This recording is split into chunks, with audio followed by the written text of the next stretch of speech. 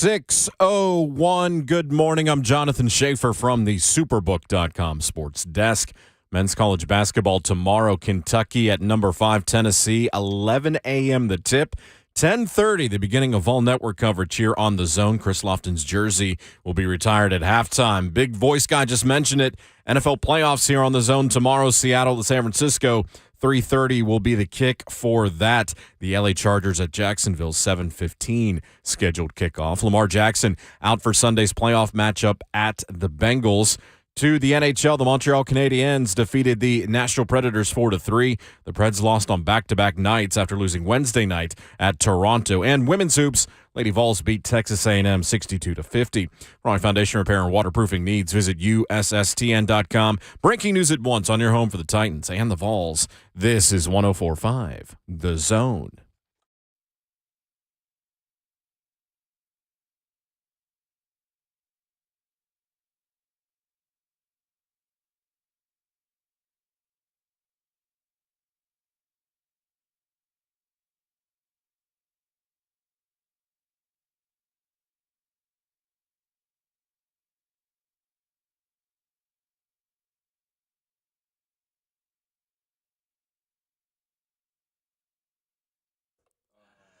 Friday edition of the show, and we plan on acting like it.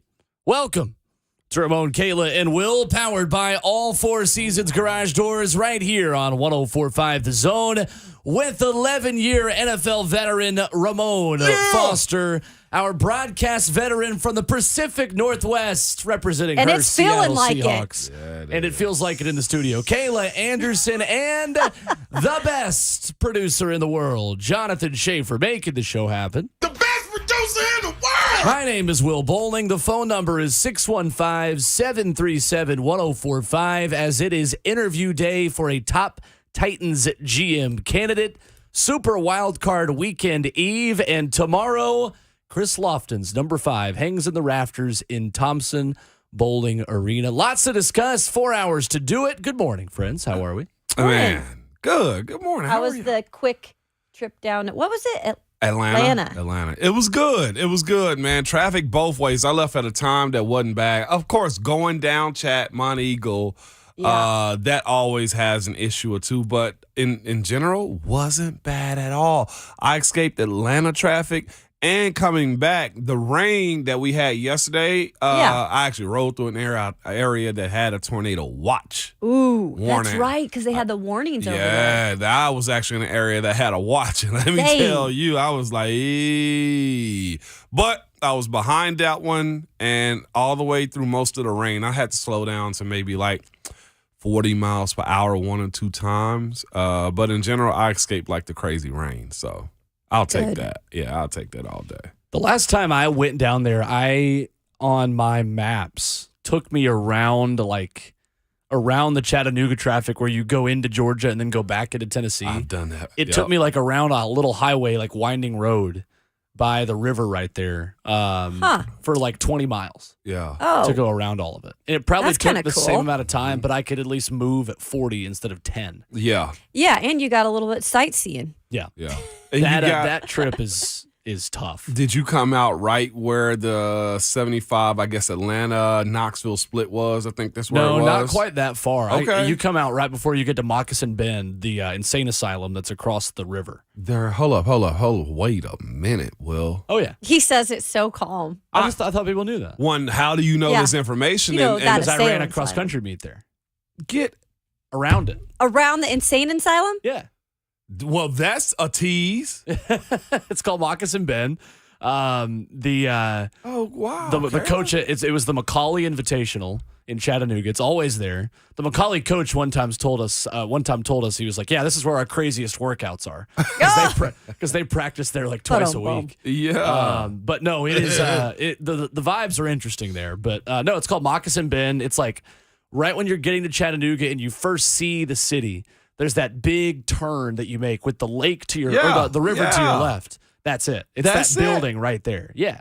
Dog. Yeah. And I'm not That's even weird. Yeah, I'm not even mocking it. I know people go through crazy stuff. No pun intended there. Well, no, but that's the Yeah. asylum. That's like the I don't padded know walls thing. I don't know if that was the right politically correct way to put it, but yeah, it's a mental health institute. Mental health institution. There we go. So I don't it's want to be funny. canceled before 7 a.m. It's interesting you say that because you were like, oh, yeah, we're just running around it.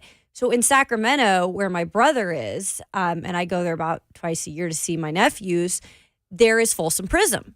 Yeah. So, you all know Yep. Johnny Cash, everything that has to do with Folsom Prison. And so there's actually a trail that goes right outside the prison. Yeah. And it's like this whole, people go there all the time. It's just so weird because it's like you're just jogging outside the prison. I One of the know. biggest prisons in California. What is this? A tourist site that we got? I mean, But that's what they treat Folsom it like, is. Folsom Prison. Yeah, Folsom Prison is. Is that where Johnny Cash did his It big is. concert It at? absolutely is. Yeah. Nice. Yeah. It's coming around the bend. Look at The us. only thing the Titans should play after the third quarter, by the way, but that's a different is what? conversation. Johnny Is that. Cash? Is I Folsom Prison love Blues. that song. Oh, I do too. I That's couldn't the sound tell of you the what pain it train. was. Yeah. I got Sound of the pain sounds train like I got to coming hear it at some capacity Yeah. real Folsom soon. Prison Blues? You've heard it. Wink, wink, shave. You definitely heard it. Well, man. Oh, it's such a good song. the mental health institution. You ran right by it. That's crazy, Will. No pun intended again. But yeah, that's what I'm saying. That's great. No, that was we ran there, I think, my junior year of high school. Yeah. It's like a big meet in the Chattanooga area, the Macaulay Invitational. But yeah, no, that's where they have all their workouts for their team. Oh, well, I mean, one of the places they work out because there's so many hills over there. They've got places to choose from. Well, yeah, that's fascinating you say that, though. I remember, it's interesting. Two places that we've traveled to, the places you play at places you ran at, I'm sure the places you've been at too, Kayla, is this. At home in Pittsburgh, the hotel we stayed at, the 17th floor, Haunted. is known to be haunted. Don't like that. Every weekend we stay there, and I'll be like, well, we never really go up on the 17th floor. And it was like, well, you don't know Pittsburgh has like a haunted hotels like tour. Like there's legitimately places around Pittsburgh that supposedly have that, but also not them. The hotel we stayed at in Cincinnati also had a haunted floor and was like proven too. Wait, what is up with these haunted floors? Yeah. That's so Like- random. Oh, yeah, it just has a haunted floor. What the hell happened? Why'd they pick one? Like they What about floor 18? What about floor 13? I know we used to go up to floor 20 to do like our walkthroughs in the mornings when we had like a late game the next day. We do a walkthrough before we left the hotel and stuff. And somebody, one of the staff members from the hotel was on. I was like, man, what's on 17? Yeah. We never go to 17. And he was like, well, it's a haunted floor. I was like, So do people not stay? I guess not on that Okay, floor. We get a great rate. Yeah. I need to look this up. What's the name of the Pay hotel? one- I'll tell you. I don't Okay. want to like. Yeah. Off Pay air. 120 a night on floor 17 and 180 everywhere else, I guess. I know. It's a beautiful hotel, too. Oh, dang, it's Friday the 13th? And it's Friday the 13th. Cousin Hightower. Right now. Way to pick it up. We didn't What? even know that. Fantastic. What are we doing? Is that the universe working, Shay? Did All you right. want this from us That's today? bizarre. Did you want this from us today, Shay? No. Okay. All right. But Coming up next on Ramon, Kayla, and Will, Scary Tales. since we're here real quick, okay? I was at a basketball game recently, and we've run this conversation before, okay, since it is Friday the 13th. I had somebody asking at a basketball game one time, 'cause my wife's from Springfield area, Yeah. the Bell Witch. Yeah, Oh, yeah. that's a whole thing. That's the whole thing. That's a whole thing. We could go down that rabbit I hole know. the entire show if we allowed Well, ourselves. we have the whole off No. season, so. We cannot do that. Not today. And I'm not into Look that at Save it Ramon for the pushing summer. for it. Save it for the summer. Well, I'll tell you what. That right there blew my mind hearing people talk. It was older I ladies know. that was asking I know. about it. And I was like, I heard somebody called in and told us about a rock being put in the back of somebody's car. And I was like, what? Apparently brand new car, nobody touched or nothing. They took a rock from the cave, Kayla. The car blew up. We No, like for real. I know. It's just, I'm What not doing the actual- conspiracy. We're not doing I'm it. not doing conspiracy theories for 4 hours. I'll do them for a couple minutes. I will not do conspiracy theories for 4 hours. On this episode of Unsolved Mysteries. Not when we have breaking news about the Titans. Will.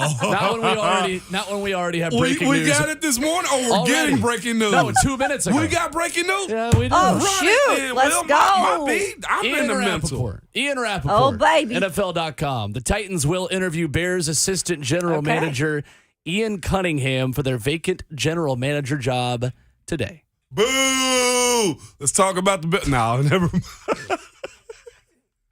Never mind. You're right. You are a menace to society. I am a menace. And Menace to I society. embrace I love it. it. Will, you Anyway. were the darkness. I am the darkness now. You were born in it. It's fine.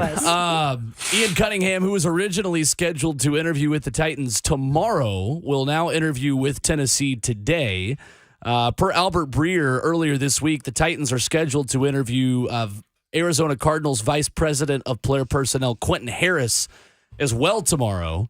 There are also reports that Rand Carthon would talk to the Titans coming up within the next day or two. So we will keep you updated as Ian Rappaport gives more updates. But there it is, as official as it's going to get until the interview is done.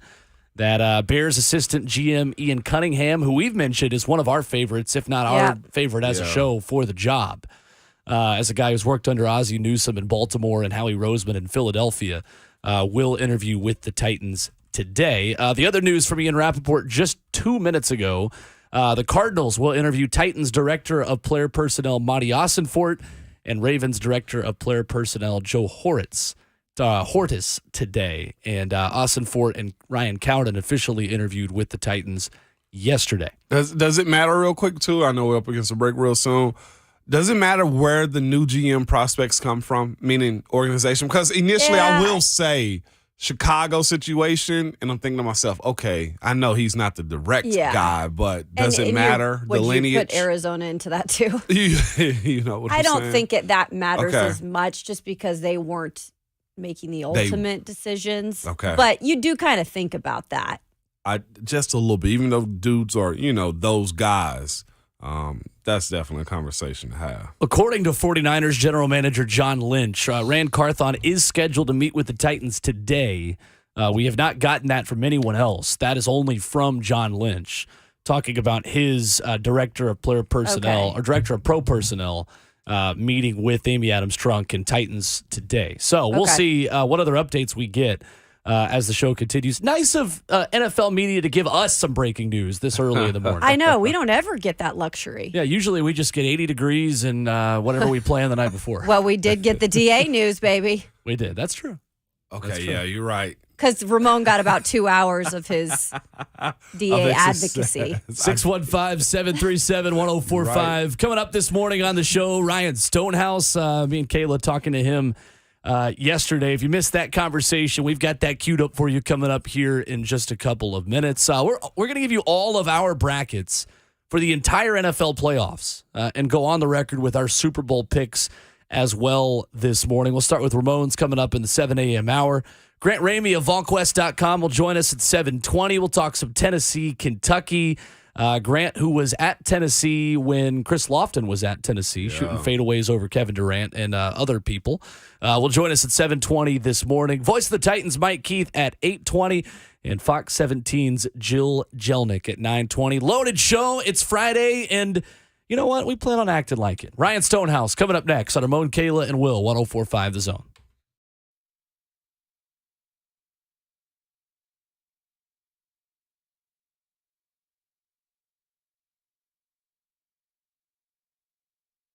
If you have a wet basement or crawl space, it's time to call United Structural Systems. We've all heard about these guys for a long time, and for good reason. They've served Middle Tennessee since 1994, and they've helped thousands of satisfied residential customers. They are the go-to company when it comes to foundation repair and waterproofing. And if you have a wet basement or crawl space, you don't have to put up with that. Water intrusion and moisture can give you all sorts of problems down the road, and you want to get this fixed. It could be because you have poor drainage or surface water flooding over the walls or underwater pressure forcing water into your basement, or it can be a plumbing leak you don't know. But the team of United Structural Systems will provide you with we'll find out if you have a wet basement or crawl space, and we'll give you a plan to fix it. If you decide to move forward too, best part, you don't have to pay a dime until the work is done and you are satisfied. Get that free estimate from the people I know and trust. You go to USSTN.com. That's USSTN.com. Or you can call them at 615-227-2275. United Structural Systems.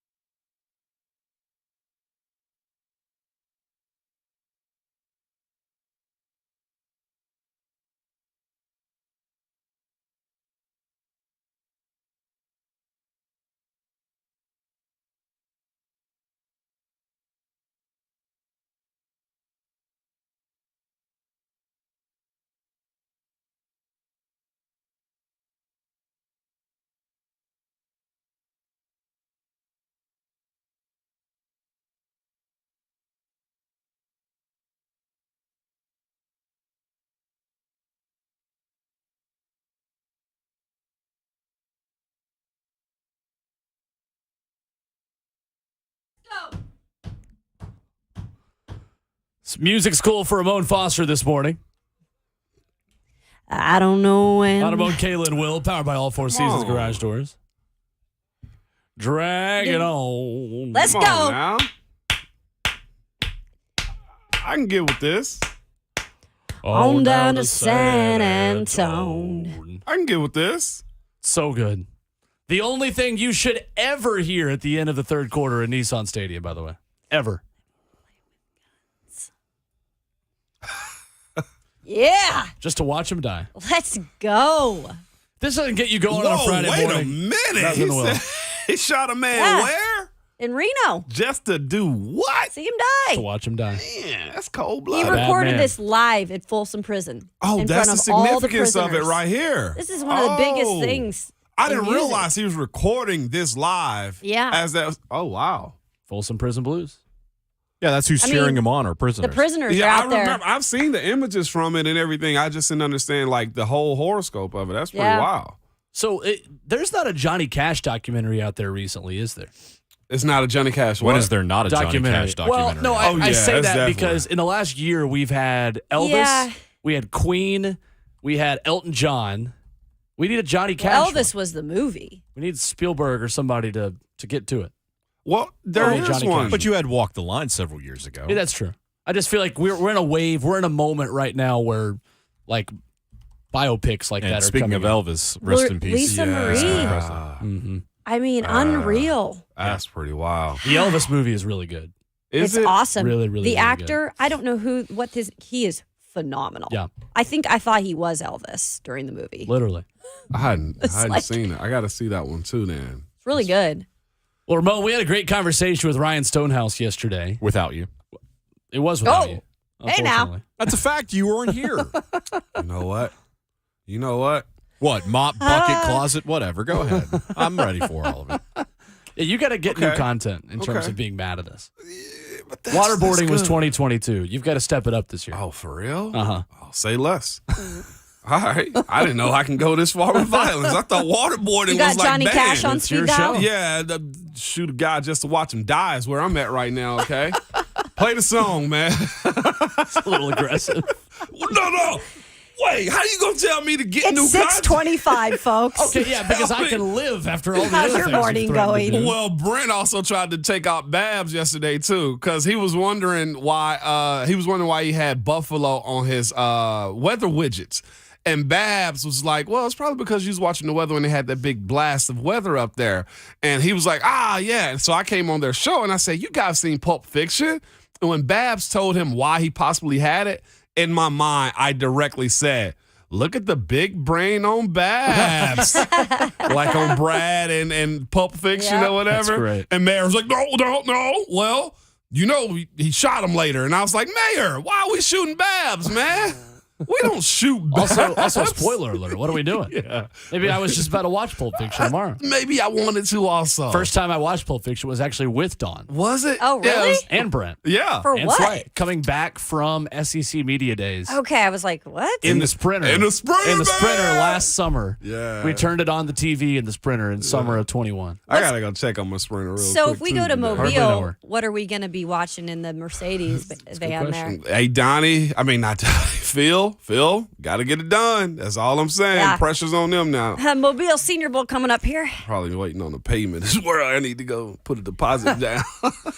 Well, we get back to our conversation with Titans rookie Ryan Stonehouse. He can't say that he was a Pro Bowl snub, but we can. Yeah. And hopefully he gets the chance to not only get to the Pro Bowl games, but to showcase the longest drive as well in the Pro Bowl games, all the other kickers and punters. Here is our chat with Titans punter Ryan Stonehouse on Ramon, Kayla, and Will. First of all, congratulations on the single-season NFL record, yards per punt. You got to go back to 1940 with this record that you're already breaking your first year, and now your stuff being sent to Canton. What's that like already as a rookie, having cleats and a jersey sent to Canton, Ohio? Yeah, I mean, it's really surreal. It's probably the last thing I would have expected, to be quite honest with you. But, I mean, it's such a cool honor, and it's been really, really cool to kind of sit back and look at this whole year and kind of what's happened. So, So I want the people to know, if they don't know your background, your history with kicking, you've pretty much been doing it since you were like 3 years old. So share with the listeners, like, how you got into punting and why it's really a part of your family. Yeah, I mean, I got into punting truthfully, I've always been around it. My dad and his brother ran camps, kicking and punting camps when I was little, and I would go there and shag balls for my dad, and I've always just been around it. But I kind of fought my family or my dad pretty hard on wanting to pursue anything with it until I got to high school. And then when I was like a sophomore or junior in high school, I really started to really like it and took an actual interest in it. And I at that point, I only had played for 2 years. I only played football from freshman year of high school until that sophomore year. And I played on varsity for 1 year. And from that point, when I played on varsity that 1 year, I was like, man, I'd really like to take this far. So you came from Colorado State, and you get here to the South. Had you ever been to the South? Did you know much about it? And what's your time been like with the Titans in your rookie season, just getting to know this area and getting to know this Tennessee Titans franchise? Yeah, I really didn't know a whole lot about the South. And, honestly, I actually didn't know a whole lot about the NFL. I really followed NFL teams. My dad played at Stanford, so when I was growing up, all I really did was watch college football or watch Stanford or the Pac-12. Yeah. So it was really cool, actually, when I first got to the Titans, getting to learn kind of the history of the organization and what it's about. I learned a little bit about Bud Adams, and when I first got here, Mike Vrabel really put an emphasis on learning kind of the history of the program, which I wasn't familiar with. So that was really interesting to me, and just getting acclimated here, as a rookie, I know there's a million things going through my head, especially when I first got here, and just getting an opportunity to kind of slow it down when the season started and appreciate everything was really huge for me. But I didn't really know a whole lot about the South. Actually, my best friend in high school was Chase McGrath. The kicker for Tennessee. No yeah. way. Well, still is my best friend. And we kept in contact, obviously, a ton. And when he actually, I would have never thought he would have taken a scholarship to Tennessee. I would have thought he would have stayed at USC his whole career. But it was really cool. And when I told him that I signed with the Titans, he was like, I mean, who would have thought? So I kind of learned a little bit more about the state when he got here, and I thought it was just awesome that we ended up in the same state. Titans rookie Ryan Stonehouse with us this morning on Ramon, Kayla, and Will. So did you get the full story, Ryan, of Chase's game-winning kick against Alabama? Like, how many different times has Chase relived that moment with you? Oh, a ton. You know what I mean? I mean, we talk about it all the time. I think the other day, I was telling him, I was like, can you believe that you made 2 game-winning kicks in your college career, like, against rivals that, like, I mean, it's just crazy to me. I mean, he made a game-winning kick against Alabama his freshman year, against Texas his freshman year. And obviously at USC, that was a huge game, taking that back to when Vince Young and everything else. I mean, that was huge. So for him to do that and then to end his career, make it against Alabama, I mean, we were just talking, and I was like, I cannot believe that was your career and that you accomplished that.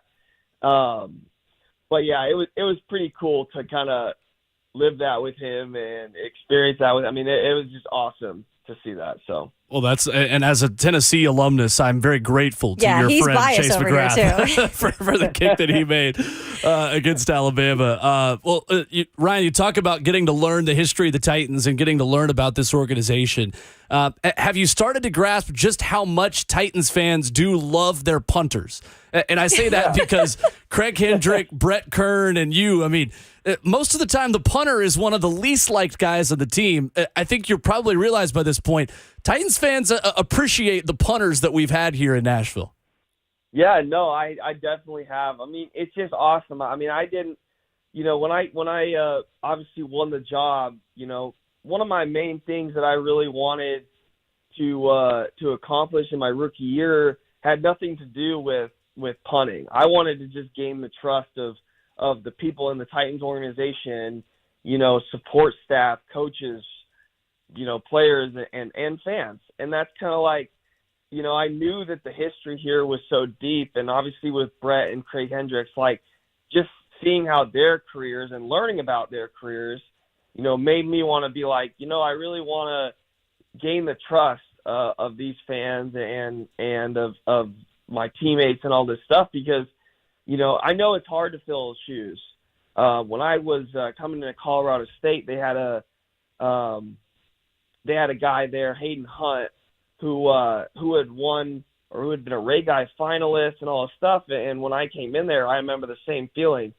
A lot of people are like, well, you got big shoes to fill. Mm-hmm. He did really well for us, yada, yada, yada. And all I really wanted to do there was just prove that, hey, like, I can be that same guy. So it's pretty cool to kind of see how much, the Titans fans, everyone loves the punter. I think it's awesome.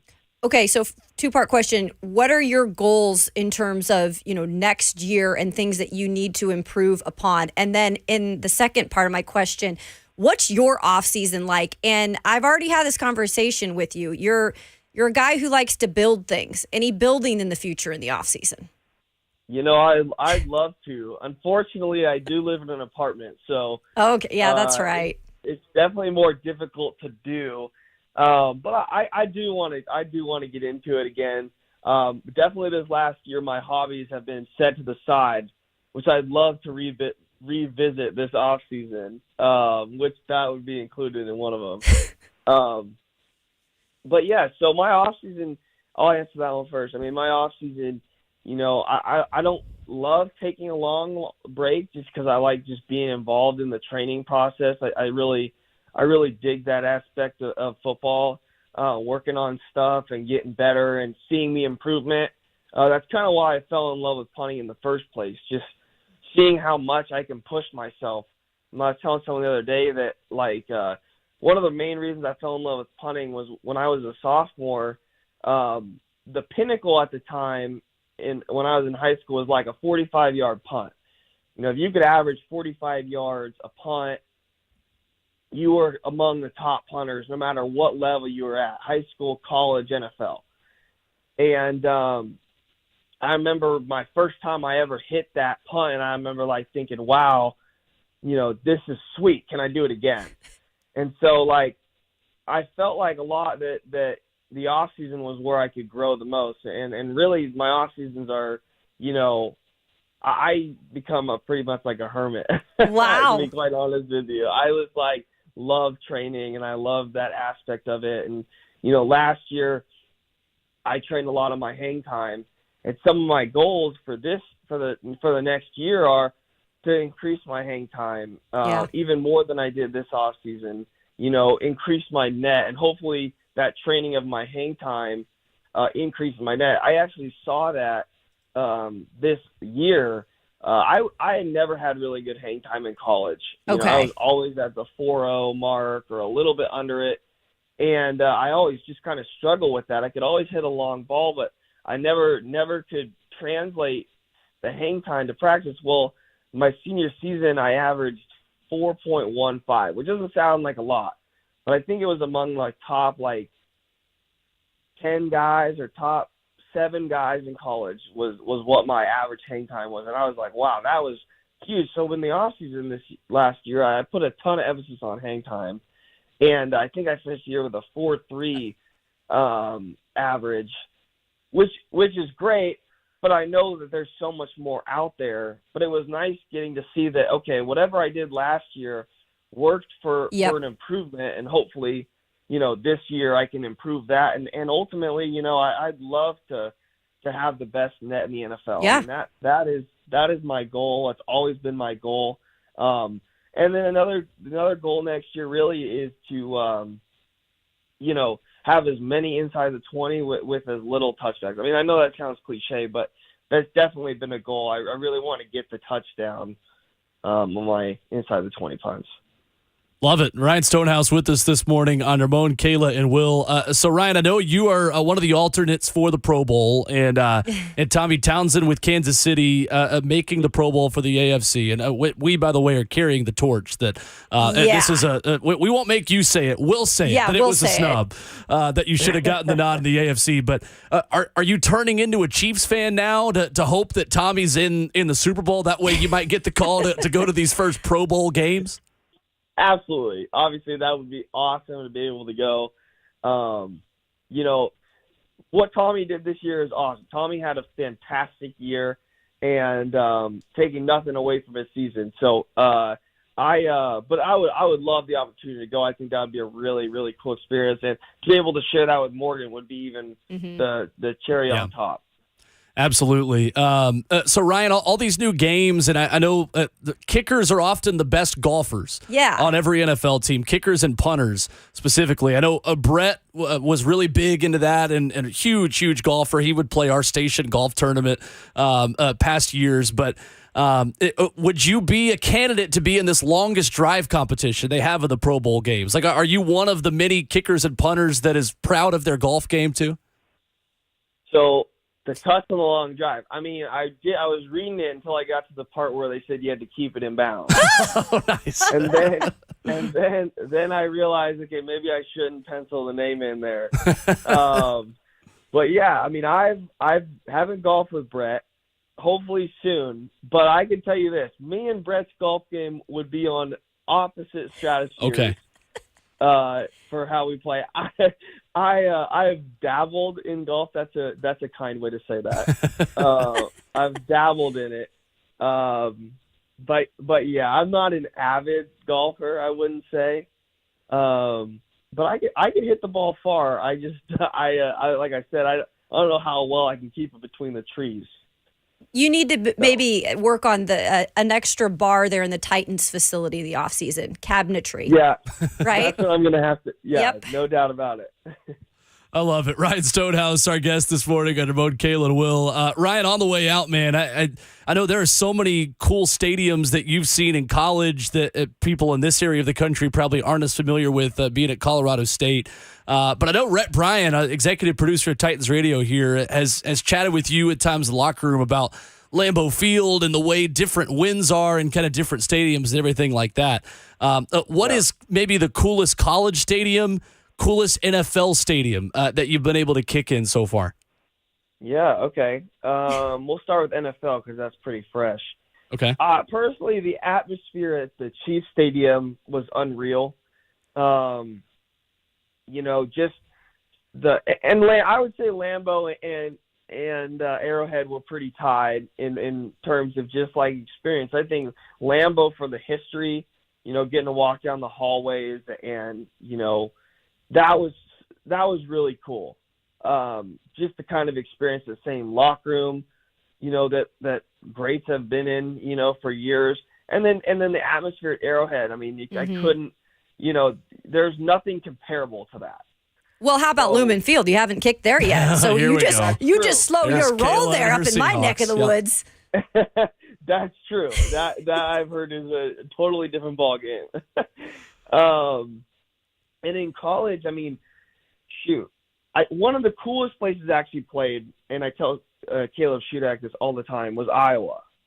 Wow. Getting to wave to the children before the game. One of the coolest traditions in college football, and it doesn't even come close to anything else. For that reason, that stadium was awesome to play in, and getting to experience that was something I'll never forget. So there's Ryan Stonehouse, Titans rookie punter, with us on Ramon, Kayla, and Will. And maybe we're all just a little bit of Chiefs fans, so Ryan can get to the Pro Bowl for sure in a couple of weeks. 615-737-1045. When we come back, a first name that has emerged for the Titans open defensive backs coach job. We'll give you the rundown on the Washington Commanders coach the Titans are reportedly interested in. Coming up next on Ramon, Kayla, and Will, 1045 The Zone.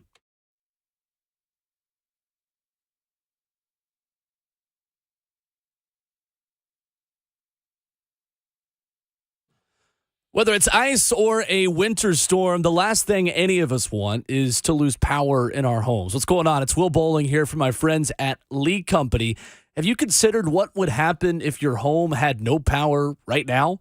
Well, this is where a home generator can make a huge difference. When your power goes out, a generator will keep your heat running, lights on, and appliances working. With a generator, you can keep your phones and computers charged and never miss a beat. And Lee Company is going to help you with this as well. Online at leecompany.com. You can give them a call for more info on their options for you at 615-567-1000. Lee Company is all you need, and they've got the generator that you need this winter as well. Give them a call at 615-567-1000. They're online at leecompany.com. That's Lee Company, all you need.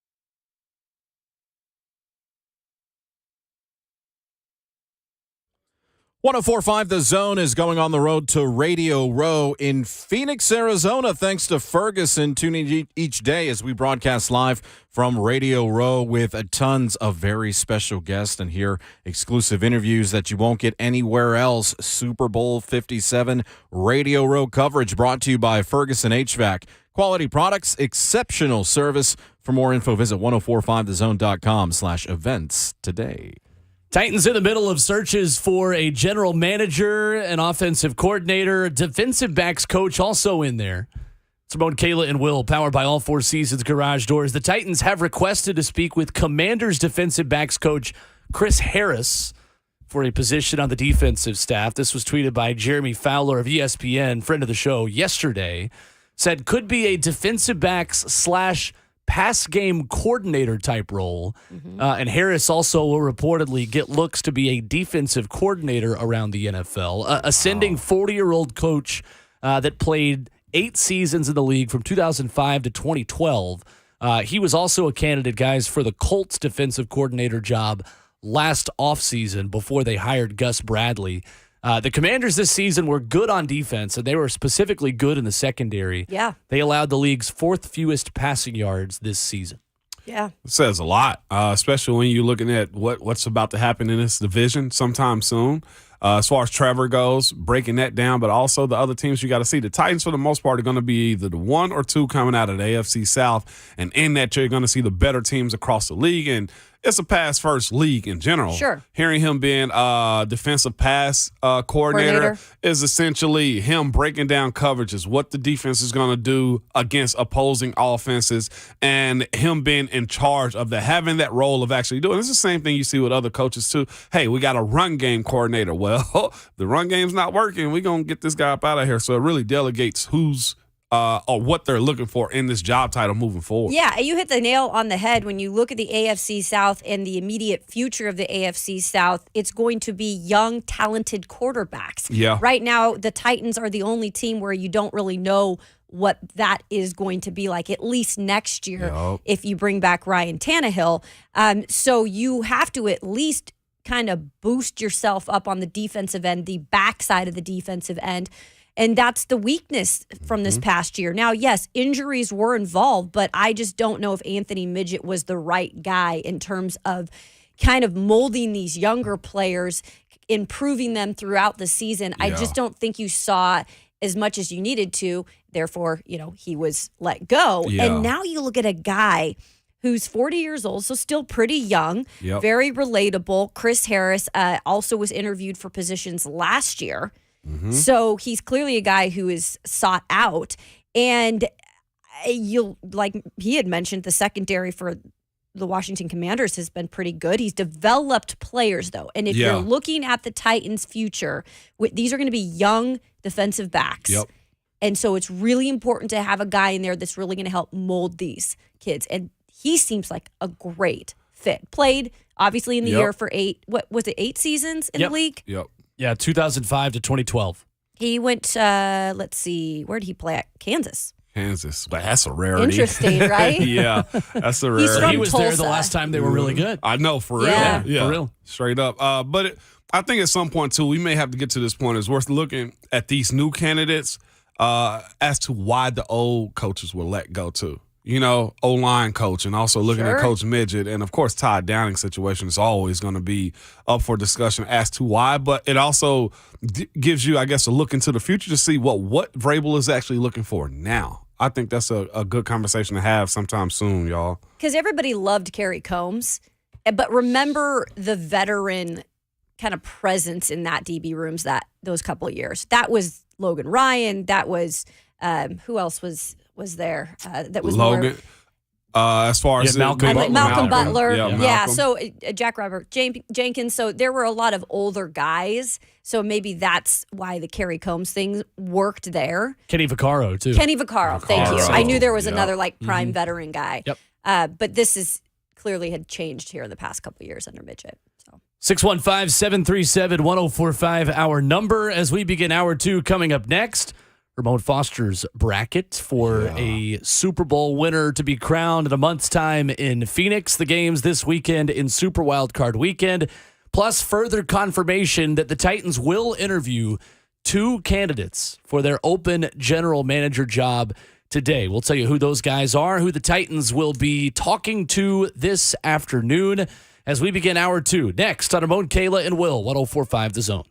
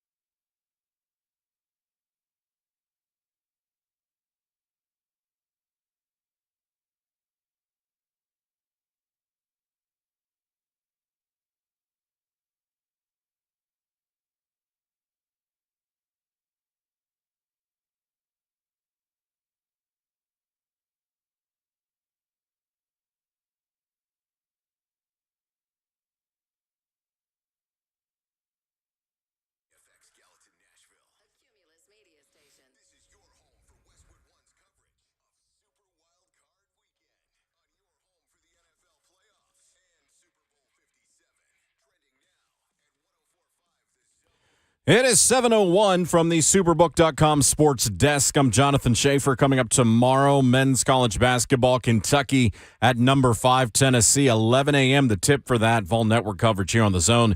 Beginning at 10:30, Chris Lofton's jersey will be retired at halftime. Big voice guy just said it. NFL playoffs right here on The Zone tomorrow. Seattle to San Francisco, 3:30 kickoff. LA Chargers at Jacksonville, 7:15 at kickoff. Lamar Jackson out for Sunday's playoff matchup at the Bengals. According to reports, the Titans will interview Bears assistant GM Ian Cunningham and 49ers director of player personnel Rand Carthen for their vacant GM job today. The Titans also signed tight end Justin Rigg to a futures contract. To the ice, the Montreal Canadiens defeated the Nashville Predators 4-3. Preds lost on back-to-back nights, losing Wednesday night at Toronto. And women's hoops, Lady Vols beat Texas A&M 62-50. For all foundation repair and waterproofing needs, visit USSTN.com. Breaking news at once on your home for the Titans and the Vols. This is 104.5 The Zone.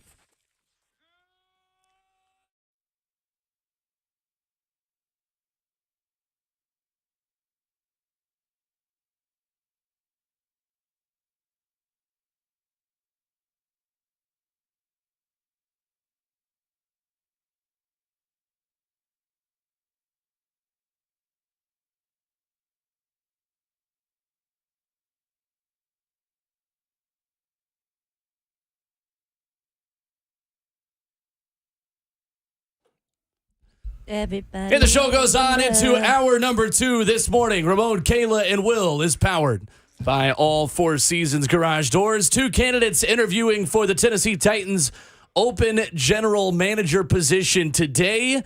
Rand Carthon and Ian Cunningham get their opportunities to impress Titans brass. We keep you updated with updates every hour this morning on our Friday edition. With 11-year NFL veteran involved for life, Ramon Foster, the broadcast veteran for the Pacific Northwest, and you better capitalize that, Jay, when you talk about you better. Kayla Anderson, and the best producer in the world, because we only settle for the best on this show. His name is Jonathan Schaefer. The best producer in the world. Craig. The world. I'm Will Bowling. 615-737-1045 is the number. And Ramon Foster gives us his brackets in January Madness in the NFL this morning. Hey. January Madness. Okay. All right. Here we go. I'll do the first round, second round, and then go from there. Miami, Buffalo. I got the Bills. Okay. Of course. They're on the third string quarterback this weekend. Let me, as you do this, by the way, Yeah. sorry to interrupt you, give the times of these games as well. Okay, go so ahead. that people know when they can listen on 104.5 The Zone. there you go. Sunday, January the 15th, noon, Miami at Buffalo. Oh, they trying to get to it. That's right. Is this supposed to be I figured that'd be like Buffalo and Miami. Miami's so bad. There's no reason to have them as a late game. Probably not. I don't know if they're so bad. They just don't have their quarterback. Are you anticipating DeMar Hamlin showing up? Actually, kind of. If not, he'll be on the big kind of screen I love that. doing a recording. So Everything cool. about it. And just real quick, the doctors, the medical staff of both teams, phenomenal. Wow. Phenomenal, that's man. all I got to say is wow. cool. Baltimore, Cincy. It's just like, Okay. I know, is it really that hard? I'll let it go. No, Who it's is the not. lesser of two evils? I know. Who's the lesser of two evils? I mean, truthfully, it's Baltimore, but who's going to win is Cincinnati. Unfortunately. Yes. Cincy's going to win this one. And Chargers, Jags. I'm interested in this. I got Jags. Okay, so you are. I do. You're feeling I them. do have Jags. Chargers, Jags, 7:15 tomorrow night. Yeah. And Ravens, Bengals, 7:15 Sunday night. Can you imagine another late night game in Jacksonville? They're loving it. That's out of this world right now. So that's first round. Coming out of that, I got Bills, I got Cincy, I got Jags coming out, and of course the bye being the Chiefs. So that's what I have coming out.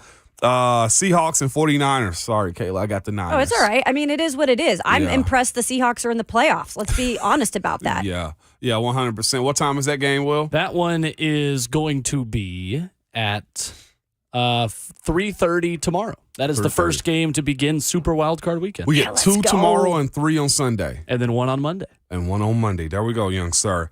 Man, Giants and Vikings. You can go almost any way, and both have like very substantial knocks on either side of the ball too. 3:30 on Sunday. I ended up picking the Giants. I did. Okay. Okay.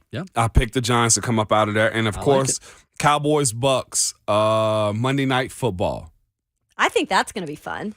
I do not. I think the storyline and narrative is going to be phenomenal. I do. Brady, he's catching on fire. I don't believe it. Me personally, I don't believe it. I'm of the mindset, Tom, y'all scurried through, crawled over glass to get to this point. And the NFC South is trash. It's cheeks too. For that reason, I got the Cowboys. I love the run game better. I like their O-line better. I like their defense better. And I like the idea that Coach McCarthy will just get out of the way more than anything. So I got them coming out. So second round of this thing, AFC side, Bills at Cincy, Jags at Chiefs. I got Bills coming out of it. Yep. I think they're too strong. Okay. I like Cincinnati. This is probably going to be the matchup that everybody want to see, Cincinnati and the Bills. That is going to be a big-time game. Gosh, that's going to be huge. And Jags-Chiefs games, I got the Chiefs. There's no way the Chiefs have that type of story that's going to continue on for the rest of the season. In the NFC side, 49ers, Cowboys, classic early 1990s matchup right there. You got to like that one. I got Cowboys, 49ers. I got the Niners winning it. And Giants, Philly, I got Philly. So Okay. here we are. That's okay. Conference championship weekend. You've got Kansas City against The Buffalo. Bills, which will be played if it In plays Atlanta. out like that in Atlanta. Does the winner get Georgia? Well, that's a time when Georgia will get whooped. It's gonna Georgia be will get refreshing. whooped Yeah. in that scenario. Which would be more of a blowout? Georgia against the AFC champion or Yeah. Georgia TCU? Yeah, that's great. 615-737-1045. I'll tell Take you your what. It depends on what Kirby's pregame speech sounds Good like. Lord. God, that was fire. I will not good. front. That was good. We don't have enough bleep buttons to, No, we to play don't. that. I on the really show. wanted to. I thought about it. I was Dude, like, you got to pay me overtime on that. Right? If you're gonna listen to that Yeah. without the cuss words, it would be like watching an NFL game without the pass plays. Yes. You're just not. You're gonna be it would be easier to tell you what he did. It wouldn't make sense. We're gonna, and then you. And we'll be saved. No, Jim, I can't hear you. The cell phone's breaking up. No, Michael, just and you'll be. Yeah. Don't call again. All right, sorry. Go ahead. Yeah, no doubt about it, man. I got the Bills. I just think they're a good team, and I think they're getting one of their defensive backs back also this week or next coming week too. So that they're getting stronger at a point. But Cincinnati is a damn good team. I will not take that from them. Jags Chiefs, I told you, coming out of it. So the AFC Championship game would be Bills Chiefs. From that point, I got 49ers Cowboys playing, and I got 49ers Philly. Out of the NFC. Okay. 49ers Philly. I have Philly. Okay. Although I'm this close, like not fingers Just almost switching it? touching to where I can believe the Niners can win it. Okay. You guys, Yeah. you're all on the Niners. All right. So Super Bowl. Which one is this? 54? Well, what about Cowboys? Cowboys game. Yeah, I already okay. picked. Yeah, he picked. I said 90s matchup. That All right. would be. I got picked Niners beating the Niners. Cowboys. Okay. Got it. But this year it may be just as good as of all things in the playoffs when it comes down to quality. I love the quality of all the teams this year. I'll say that too. But Super Bowl, Philly, Bills. And winning the Super Bowl, I got the Bills. Well, yeah, it's a Nobody team of destiny. circles the wagons. Like Team the of Buffalo destiny. Bills. I like it.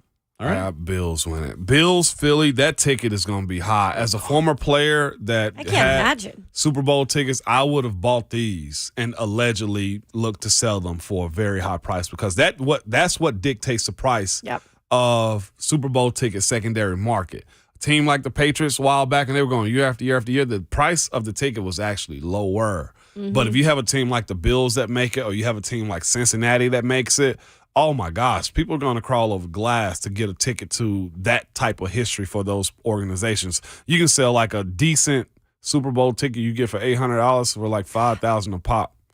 Like that's where you are. Could you There's not imagine enough. that? There's not enough Crisco for the light poles in America for No. a Philadelphia Yeah. and Buffalo Super Bowl. Dude, Where is the it at, in Phoenix? ratings will be through the roof. Yeah. It's in Phoenix. It's in Phoenix. I mean, are those the two craziest fan bases in the league?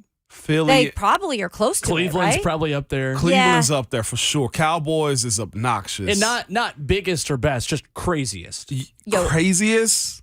Yeah. Yeah, they are. It's Bill's Mafia is number one. Scottsdale better be preparing themselves I don't for think what they they're can. going to get because that place is not ready for these two fan bases. No. Let me just tell you. And the liquor, it better be stocked. Stock, Kayla. I'm talking about Stocked. all the liquors. Yeah. Okay, it's the type of place where they'll go into the desert and grab rattlesnakes Sure. and come out with boots. That's what this fan They'll base pull is the going to do. cactuses out of the ground. And then start eating it with the thorns Yeah. on it. That's what these fans will do in Arizona. You know that's my irrational fear, right? Snakes. Snakes? Oh, Is it really? Oh, I like snakes. I despise snakes Get out of more here. than Really? anything in the world. I mean, I'm not a fan of them Well, either. you but just gave than- me I an idea. I don't think about them like that. Yeah, Look at him I know.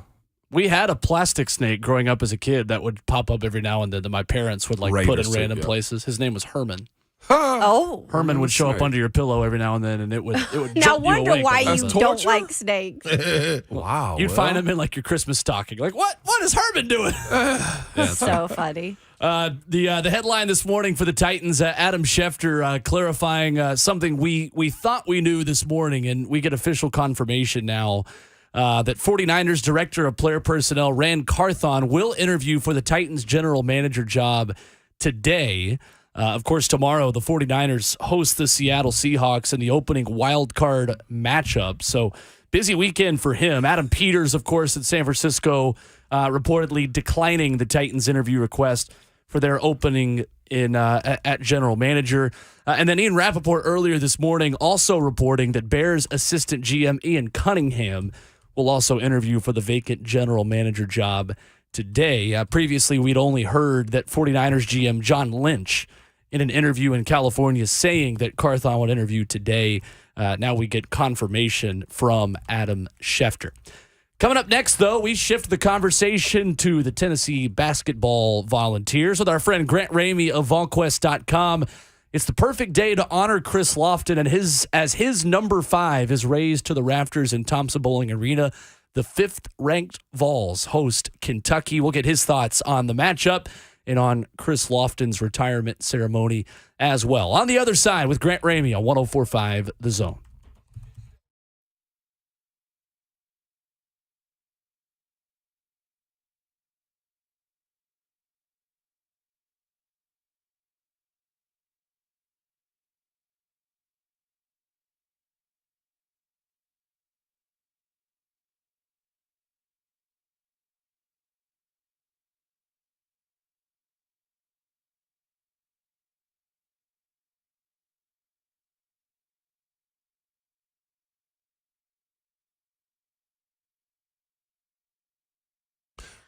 All right. What's up, my friends? So here's the thing. Spring Hill Heating and Cooling, family owned and operated business. Just had dinner with these fine folks a couple of weeks ago. And if you need something new for this, what we call the cold time of the season, and it's getting cold, It is. you got to call our folks on Spring Hill Heating and Cooling. You do, and not just that. Spring Hill Heating and Cooling is also hiring. So if you're looking for some work, guess what? This is the best place for you to go to with all the perks too. Spring Hill offers medical, dental, and vision, plus matching 401k. You get vacation and holiday pay. And guess what? Man, what if I don't know HVAC systems like that? They're going to help you. They have in-house training for both with the company and factory. They also have fully stocked trucks, which meaning you can just use their vehicles to move around the city. It's easy for everybody. They have aggressive incentive packages and top pay. Apply to Spring Hill Heating and Cooling family at springhillac.com/careers, or you can email them directly at careers@springhillac.com. One of the best companies around, springhillac.com/careers. Go see them and make sure you tell them that Ramon and Kayla sent you over there.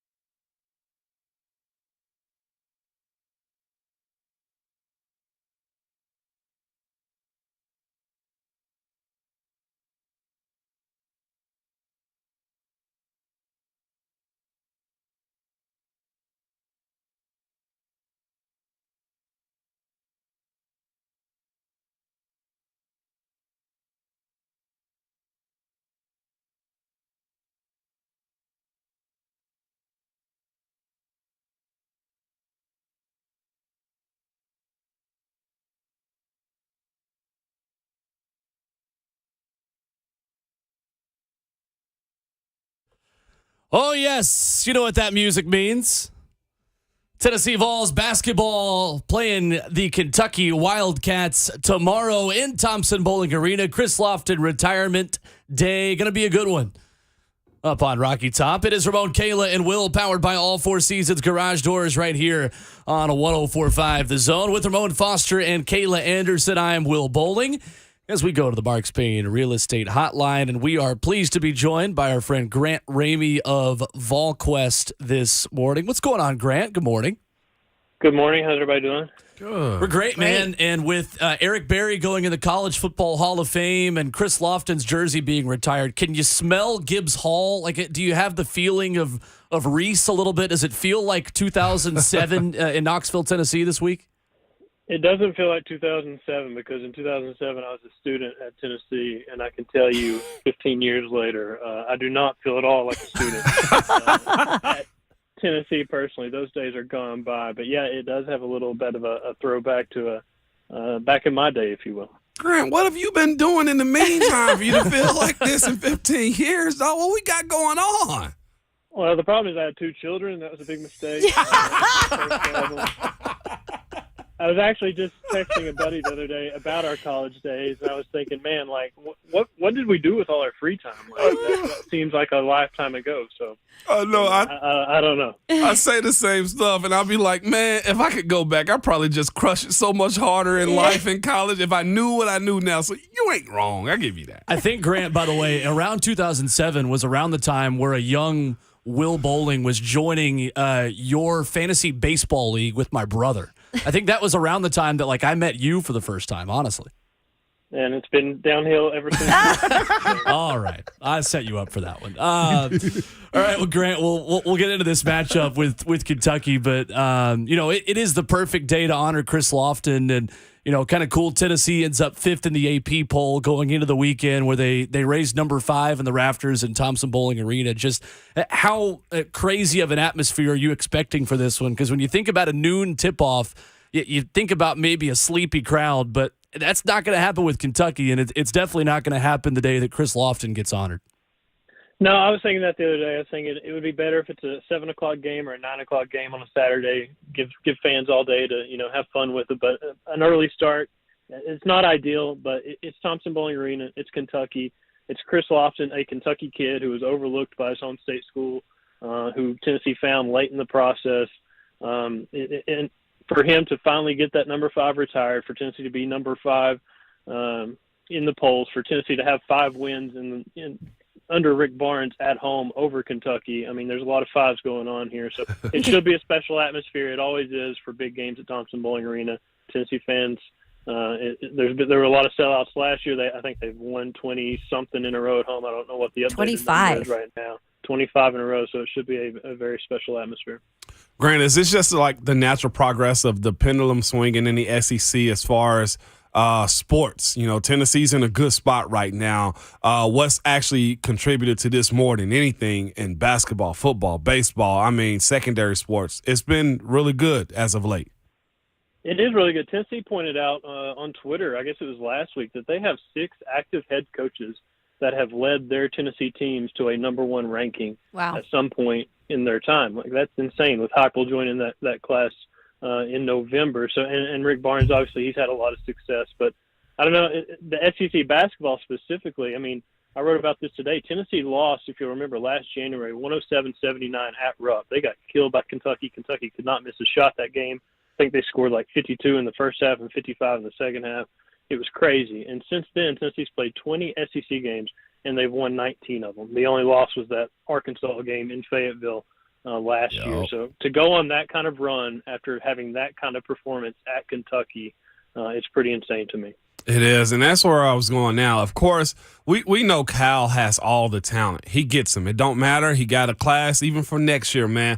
What has Rick Barnes been able to do to compete against that beast of a recruiting animal that he is, and the history of getting over the stigma of Kentucky? Because I think that's one of the biggest things in sports. Is it's one thing to know they're talented, but it's another thing to get over the name, like in Alabama or in Ohio State or a Georgia. What has a coach done to get this group consistently over that hump? I don't know. They just always seem up for Kentucky. I think, if I'm not confusing my games, the first time Rick faced Kentucky as Tennessee's head coach was in Knoxville, 2016, and I'm pretty sure they were down like 20 or 21 with 5 minutes left in the first half, and they come back and win that game. I'm sitting there thinking they're down 20. They're gonna get embarrassed on their home floor. They come back to win that game, and ever since that moment, it's been like they just get up and they just treat Kentucky different, and it should be treated differently because it is a rivalry game. But you can go back. There's like 4 or 5 guys that have scored like 26 or 27 points against Kentucky for Tennessee during the Barnes era. It's like Jordan Bone, John Fulkerson, Keon Johnson. I can't remember if it was Keon or Jaden Springer at Rupp during the COVID season. John Fulkerson did it at Rupp. Jordan Bone did it at Thompson Bowling Arena. It's just something special about this Tennessee-Kentucky game that brings the best out of Tennessee. They've beat them once a year for the past 7 seasons, which I don't think anybody other than maybe Alabama's done that in the history of Kentucky basketball. So something about it just brings out the best in Tennessee. Mm-hmm. I think it's great, being down here, you obviously, knowing the SEC very well, but just in recent years, I guess the basketball down here is just gotten so competitive in the SEC compared to other conferences. Like, how beneficial is that just to have the basketball at a different level now? It's at a way different level. Yeah. I mean, when I first started covering Tennessee basketball in 2015-16, the SEC had that "it just means more" logo and slogan, and it was like it was almost like a punchline during basketball season because you'd have maybe 2 or 3 teams that were NCAA tournament contenders, and then everybody else, and then all of a sudden you look up and they make some coaching changes and some programs get completely different outlooks on basketball because of those coaching changes, and you have 6, 7, sometimes 8 teams that are NCAA tournament contenders. So now this year it's got a little bit of a different feel because Kentucky's struggling right now. Florida's starting over, LSU's starting over, Arkansas is dealing with some injuries. Right now it feels like Tennessee and Alabama and kind of everybody else. I don't know how if that changes down the road because we're only 3 or 4 games into the conference schedule. But right now it feels like a 2-team race and then everybody else. But it still feels like a season where they're going to get a lot of teams in the NCAA tournament. Yeah, absolutely. So when you look at this Tennessee team, particularly in this season, the defense is just a different level. I think the top defense in college basketball, certainly probably one of the best defenses under Rick Barnes. What do you see about this that could really carry this team far? It is that defense because it's going to be there night in and night out. I mean, they gave up 39 in the first half against Vanderbilt on Tuesday, and that was like a shocker because nobody had scored more than 35 on them in the first half. I mean, it's usually when you're watching that team, it's a matter of is the opponent going to get to 20 points before halftime? That's what it feels like night in and night out. And they're usually only giving up 50-something a game, something like that. That's how elite the defense is. I mean, they pick you up at half court, those guards do, and they put pressure on those guards at the 3-point line. And it starts there, and it's just a possession full of intensity, and it's possession after possession after possession. And that defense, you assume you're halfway through the season. It's been there basically all season, that it's going to be there for the rest of the season. Now it's a matter of how often does the offense show up like it has the last few nights, last few games. And if they can pair just a half decent offense with an elite defense, they got a really good shot. Grant Ramey, our guest this morning of VolQuest and On3. Grant, Josiah Jordan-James getting back in the mix. How big of a boost does he give this team now that he's getting back to himself and back to being more healthy? And what do you feel like the ETA is to get him back in the starting lineup? I think it's huge. I don't know if he'll come back in the starting lineup. I think Rick likes to find his 5 guys, and he just kind of sticks with them if it's working. I think he's a guy that he just likes everybody kind of know what to expect, I guess, night in and night out. Like these guys are going to start, and then these guys are going to come in at the first media timeout and kind of flow it that way. But I mean, it's huge. You can't really talk about how big it is for Josiah to be back, only because he's so versatile offensively. He's so versatile defensively. He's got so much experience. I mean, he's the face of the program.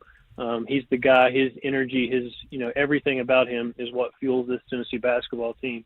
And it felt like before this last couple of weeks that like you weren't going to get a good answer on this because he sat out all October. He had the knee scoped in the spring. He had 3 injections done on the knee in October, but he still couldn't get rid of the pain. So, he would play 3 games. He'd realize he's not 100%. He'd miss 4 games. He'd come back for a couple of games. The pain would come back. he missed 4 more games. But then suddenly he changes medication. He changes a couple parts of his treatment. They start focusing on some different things. Suddenly the pain's gone, and it feels like he's turned the corner, and basically it feels like he's back for good. I think he'll still have maintenance days like a veteran should in practice, where he gets to kind of work out on his own and do his own thing. But it feels like he's a guy that's going to give you 20 minutes a night if he can keep that pain out of his knee, which it seems like he is right now, and that's huge because I did not see that coming. Grant, we know about the defense and the hallmark of Rick Barnes' teams at Tennessee is that they've always been so good defensively. Where is this team the most improved from this time last year? It seems like they're a lot deeper inside. The guards are obviously a year older. In your eyes, where is the one area where you feel like they're the most improved from last year's team? I would go overall depth, because you're bringing Josiah off the bench, you're bringing Zakai Ziegler off the bench, you're bringing Jonas Idu off the bench. Those could be 3 starters for this basketball team. So you're bringing 3 starter caliber players off the bench. I think that's huge, and I think the production that they've got inside has been a difference maker. Not only defensively, Jonas Idu is great blocking shots and protecting the rim at the back of the defense. Olivier Conway's great on defensively. Rush Plasic's really good defensively. They got depth there on the defensive end, but also on the offensive end. Roche has played well this last month or so. Olivier Conway went off for a couple of games there at Mississippi State and South Carolina. Jonas Idu, he scored a career-high 15 at South Carolina, and you didn't even really notice it that much. It didn't stand out that much. So if they have production from those guys, and Tobe Awaka, the freshman power forward that's kind of come out of nowhere to play a productive role off the bench on this team, the number of bodies they have in the post, I think that's a huge difference, and just the depth in general is huge.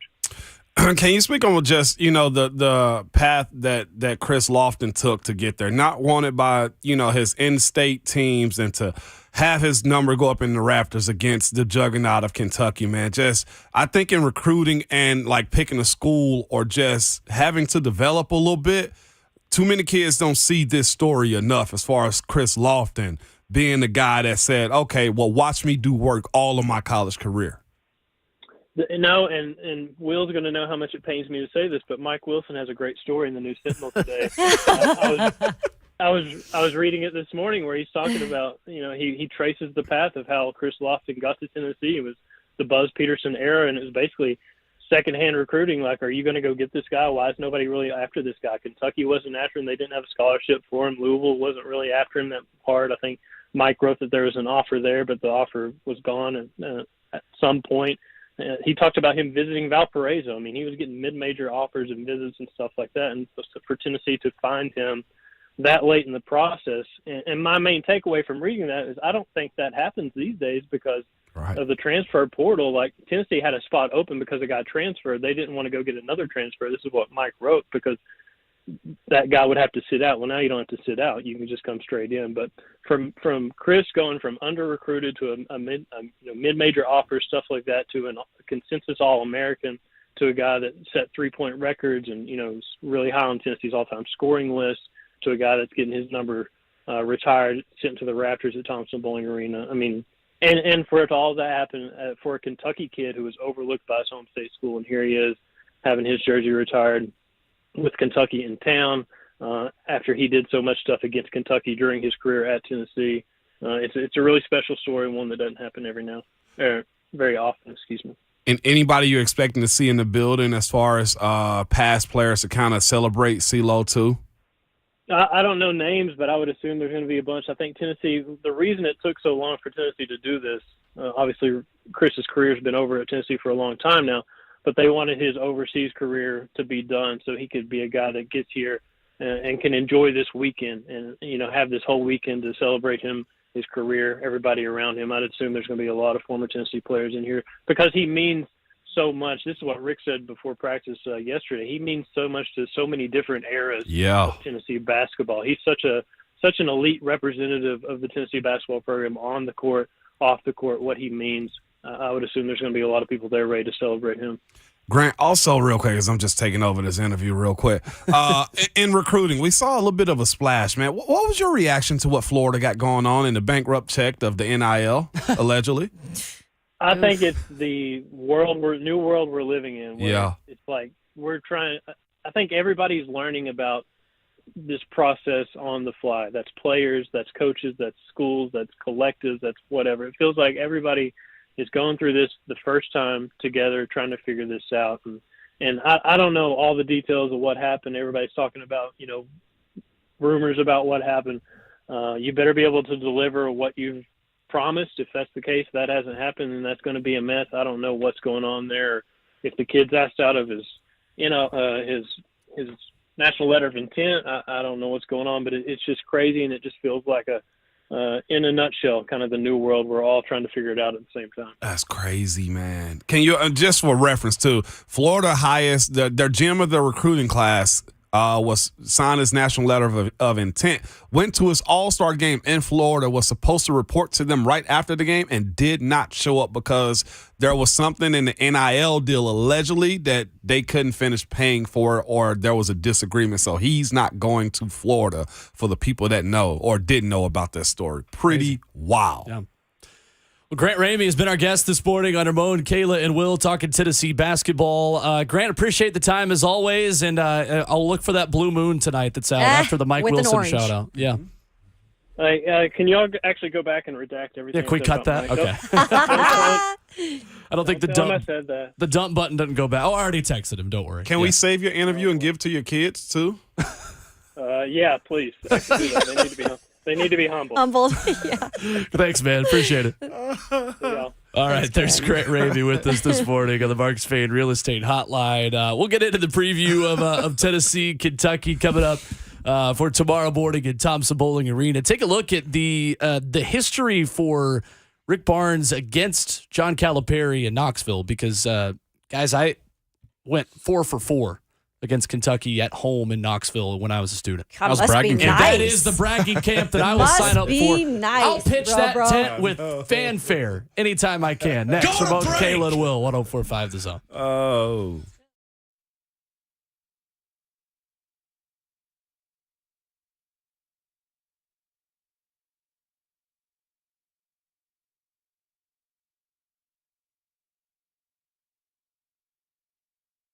You don't have to go through yet another year with that knee or back pain. People with chronic joint pain are getting real lasting relief from QC Kinetics. Hey, it's Ramon Foster, and QC Kinetics is the nation's leader in advanced regenerative medicine. Their unique protocols use healing agents from your own body to target aching joints, repairing and restoring damaged joint tissue so you can move again with no surgery, no drugs, no downtime. Got shoulder pain or excruciating hip pain? If you have any arthritis pain or lingering pain from an injury, don't let them operate on you or give you more steroids, and say no to the pain pills. Call QC Kinetics and see if their life-changing, all-natural treatments can get you living your best life in this new year. I'm telling you, people are raving about these treatments. This is the future of joint pain management, and appointments are available this week.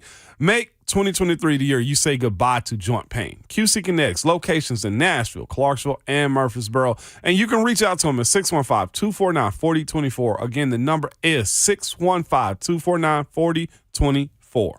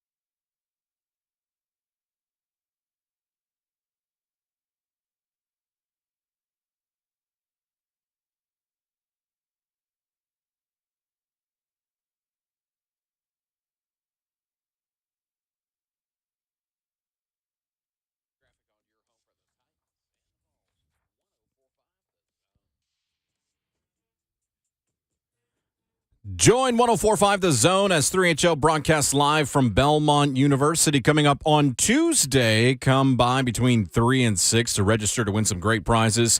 And be sure you support the Belmont Bruins as they take on Murray State. Listen to 3HL for your chance to win a family 4-pack of tickets. Or go online, sign up for a chance to win today at 1045thezone.com/contests.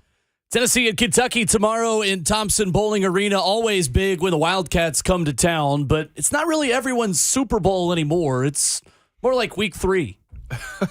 If we're still making NFL comparisons. It's Ramon, Kayla, and Will, powered by All Four Seasons Garage Doors, right here on 104.5 The Zone. No, I mean, it's not. Kentucky's at the bottom of the SEC. No, it's weird. And it's weird. between Tennessee and Alabama in this conference, the way it looks right now. Right now. I'd give the inside track to Alabama right now.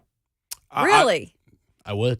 Okay. That's fair. I mean, they have the best. They have the best win in the SEC in SEC play with a win at Arkansas. Yeah. I know Arkansas's big man's been banged up, isn't totally back yet, but that is an impressive win in a hostile environment at Bud Walton Arena. I was shocked. I was too. And Alabama out here with an in-state talent right down the street from Cane Ridge. So too. Brandon Miller. Miller. But we weren't going to be able to grab him, though, I don't think, anyhow. He's a monster. Yeah. There's some good coaching in the SEC. Yeah. And Cal is actually at the bottom right now. Yeah. Well, not at the last The part of it, but transitive close. property is doing weird things about Tennessee, South Carolina, and Kentucky. Say what? Say that again? Transitive what? property is doing weird things. Oh. Because Tennessee outscored South Carolina's 2-half total in the first half of their win at South Carolina last week. Saw that. South Carolina finished with 42 points in the game. Tennessee scored 43 in the first half and dominated that game. And then South Carolina goes to Rupp Arena, gets their first win there in over a decade against John Calipari's Wildcats. It's interesting, some of the news coming out of Lexington. Tennessee 5-2 in Thompson Bowling Arena under Rick Barnes against Kentucky since he came there in 2015 in that first SEC season that Grant mentioned in 2016. But Kyle Tucker of The Athletic had an interesting piece on John Calipari yesterday, reporting that John Calipari has privately raised the money he needs to build a new practice facility, but athletic director Mitch Barnhart won't let him. Says that Calipari has already secured pledges of about $30 million in private funding, mostly from his former players of the NBA, but Barnhart refuses to let him proceed with planning a facility and doing all of this on his own. I'm not quite sure. So did it go into the reasons why? It really did not. Yeah, that's bizarre. And honestly, I think the writing on the wall is there that John Calipari is not going to be at Kentucky much longer. Yeah. Doesn't that kind of show you a sign? Yeah, it does. Yeah, it shows you a sign big time. When you tell them, I'm bringing you $30 million, Doc. It was like, no, you good. Just hold it to yourself. But what is Kentucky without Cal as much as anything else? Besides the recruits, he's been their face. You know, that whole conversation this offseason as far as Stoops and him as, you know, this is a football school too. Well, Cal has a great argument. No, this is Kentucky Blue. This is basketball. Just 101 here. And for them to deny him anything says a lot about where the power structure of Cal has gone in this time in the last couple of years, just being honest with you. That no AD or not many folks at a university will deny money coming in when it comes down to, hey, this is going to make us look better even after you leave. Yeah. And Cal just hasn't adjusted. To get an in-depth conversation with Ron Slay about this is going to be a fascinating approach to how we see the way basketball works. This doesn't happen. Football coaches, you're expendable, man. Whatever. We'll get another you. But with basketball coaches, the identity of seeing them on that sideline, Coach K, you know what I'm saying? Like Coach Williams, like all of that. We recognize what they are because of the coaches, and the coaches have that stigma around them. And Cal been denied?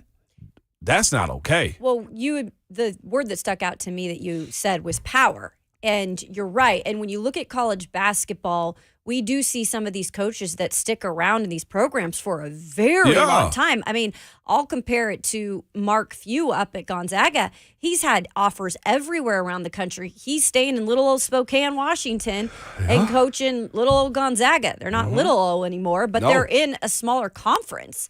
And so that's like him going and saying, hey, I've got this kind of money. Let's build a new. And they're like, oh, yeah, whatever you need. Yeah. They're like giving him money. But Yeah. for Cal at one point where he had all the power, it seems like, Yep. and now he's even bringing them the money and saying, I need to build this new facility. And they're saying no. Like, that's where you're starting to question, like, the power doesn't seem to be there anymore. And the SEC, like I mentioned, coaching has been upgraded. It has. And not just that, Kyle's also on the hook with having the highest rated basketball recruiting class coming in too next year. It got DeJuan Wagner, DJ Wagner. He's coming in, and also got Justin Edwards too, who's another 5-star. They have 4 5-stars coming in next year, and they're denying this guy any type of traction as far as moving forward with this program. That's wild, man. But again, I hope Barnes and his group on CeeLo night put their face in the mud, regardless of whatever they got going on in Kentucky. So did you guys hear that Cal, my husband was telling me this, had built or is building down here in this In area? Nashville? And I think his daughter works at Vanderbilt. I heard that, I think, last year sometime or something. I didn't know he had connections down here. Well, I mean, Nashville's the place to be at. It is definitely a concern for Kentucky basketball. And honestly, at this point, guys, I think the big money people around that program are thinking, how quickly can we go get Nate Oates before Alabama builds him a new arena? Because that's been in the talks at Alabama, and it's harder to prize somebody away from a program when you build them a facility and build them a brand new shiny arena.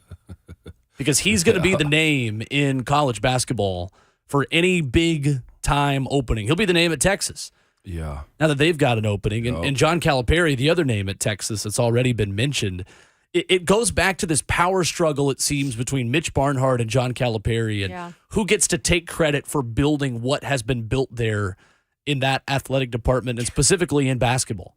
Going back to the conversation of, is Kentucky a football school or a basketball school from the summer, and that whole public, fun. So what are they then?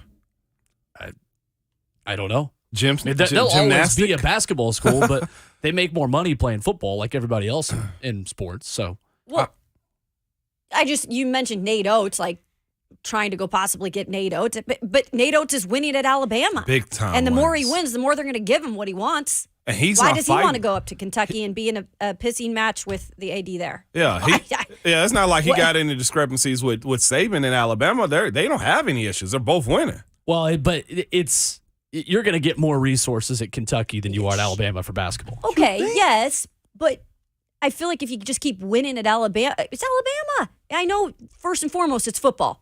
Let's make that clear. Right. Yeah. But it's not like they're lacking money. No, they're not. That's one thing I do hate, the moving of coaches like that.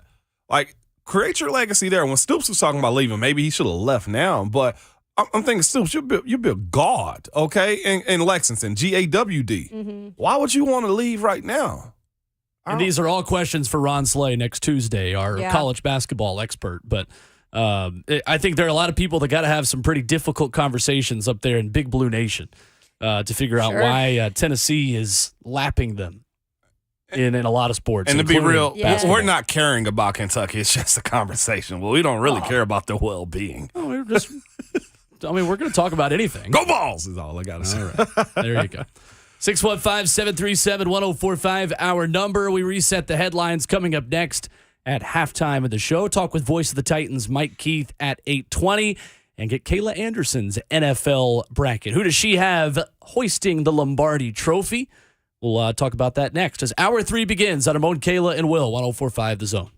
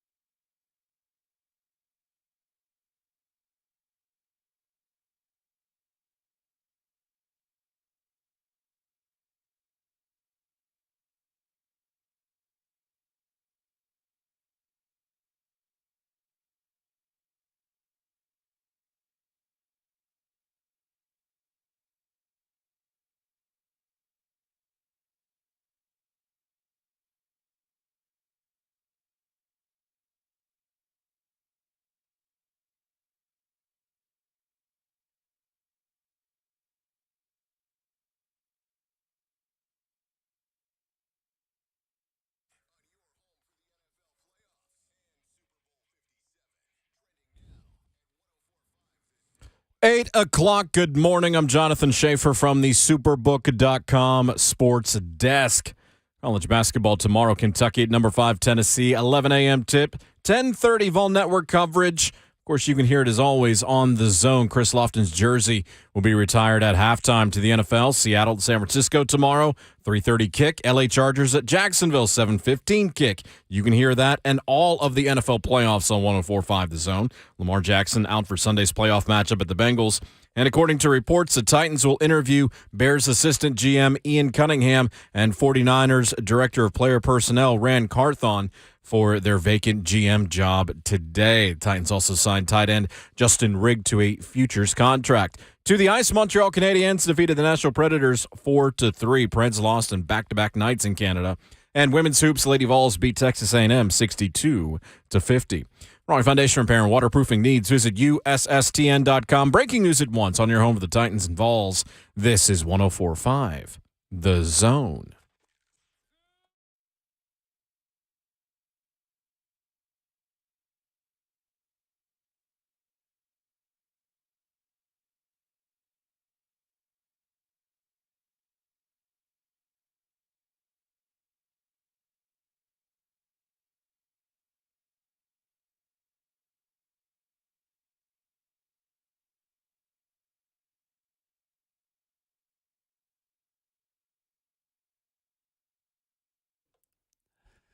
And the show goes on into hour number 3 this morning on Ramon, Kayla, and Will, powered by All Four Seasons Garage Doors with 11-year NFL veteran and Vol for Life, Ramon Foster, a journalist whose J is always capitalized on this show, Kayla Anderson, and the best producer in the world, Jonathan Schaefer, making the show happen. The best producer in the world. Of the world, Craig. The world. Of the world. I'm Will Bowling, 615-737-1045, the number. By the way, Will, we have something special that we want to give to Ramon coming back to work today. Oh, perfect. Hey. Say my name.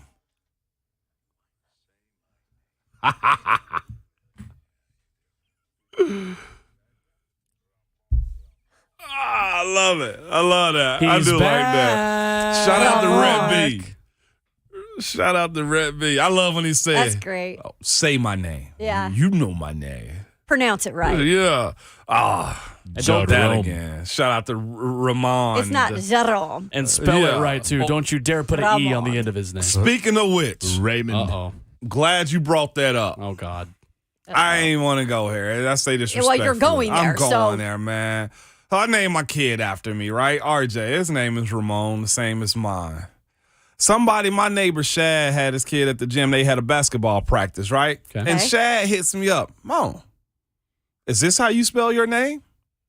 On RJ's banner in their gym, there is an RAMONE. E. Oh, no. I The said, disrespect. who the hell is that? Because I don't know him.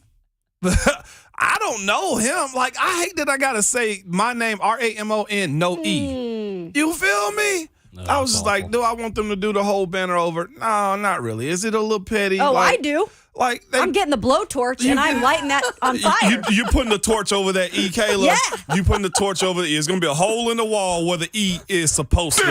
Kayla doesn't just carry a blade. Straight she apparently up. carries a blowtorch. Dog, I was like, I know the face Oh, of the my dude goodness. in the picture, but I don't know that name. So I can't even claim my kid in this basketball gym, man. Nope. I can't even claim him because That I thing's don't, coming down. I don't know Ramoni. You know, my wife would call me Moni. You feel me? Like everyone's Moni. Mone. Hey, Come on. Come on. hey.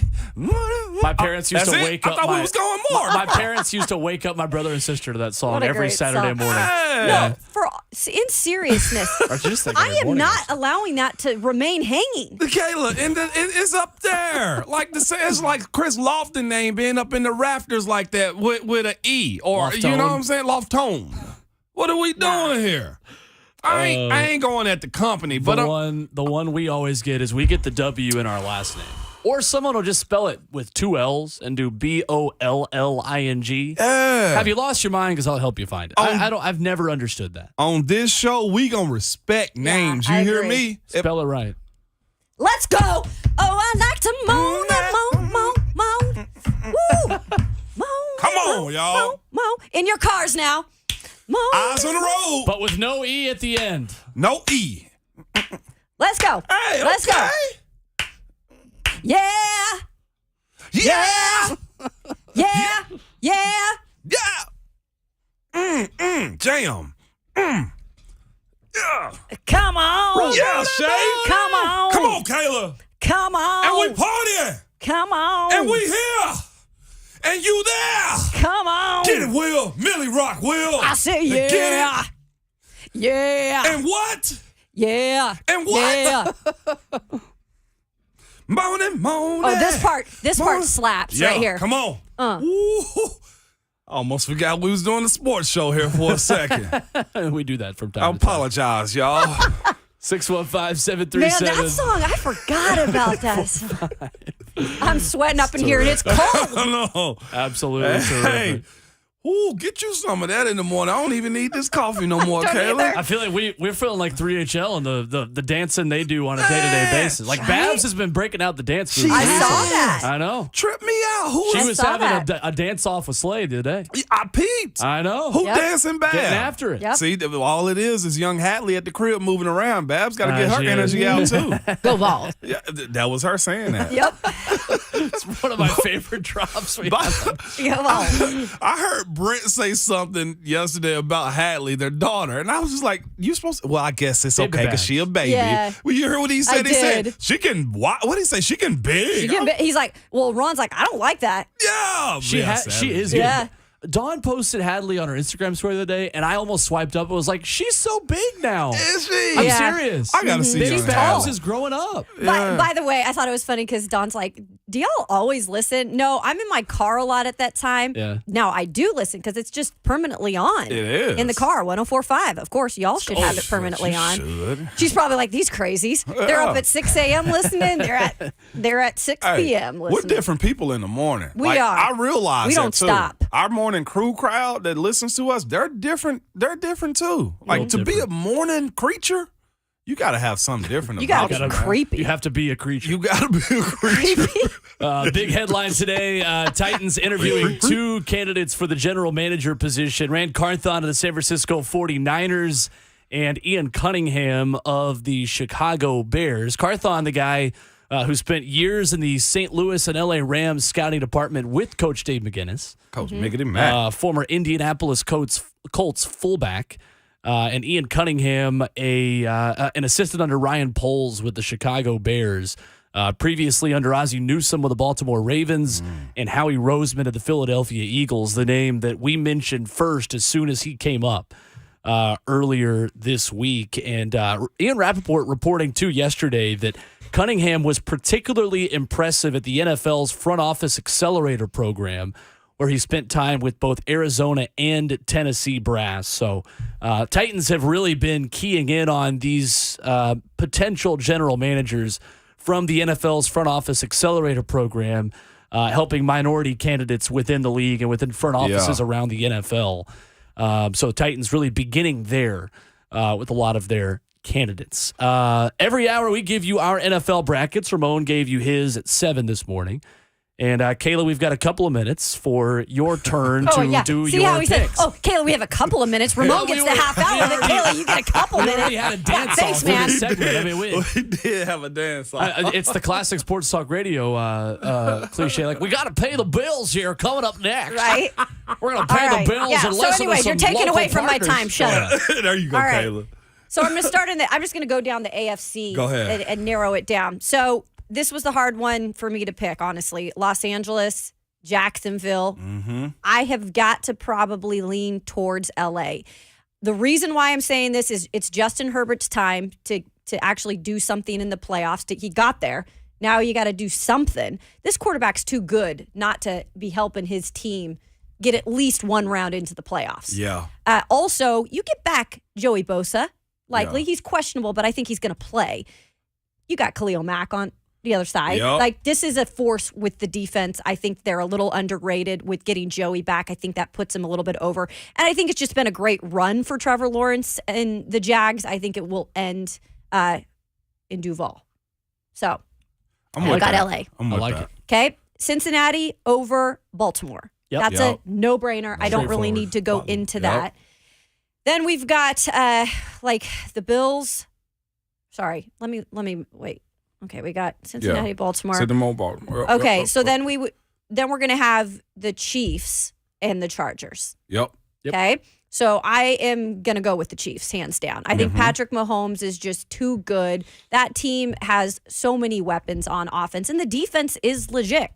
So I've got to go with Chiefs, and then we go with Buffalo, and we go with the Bengals. I've got to pick Buffalo. You picking Buffalo It's over the the Bengals. year of the Buffalo Bills. I feel like if you don't have a team that's in the playoffs right now, you kind of have to root for Buffalo. Yeah. Just the whole storyline that goes with it too. Yeah. It's just a feel good thing, and you kind of want to see them do it. And they're a good team. Yeah. Yeah.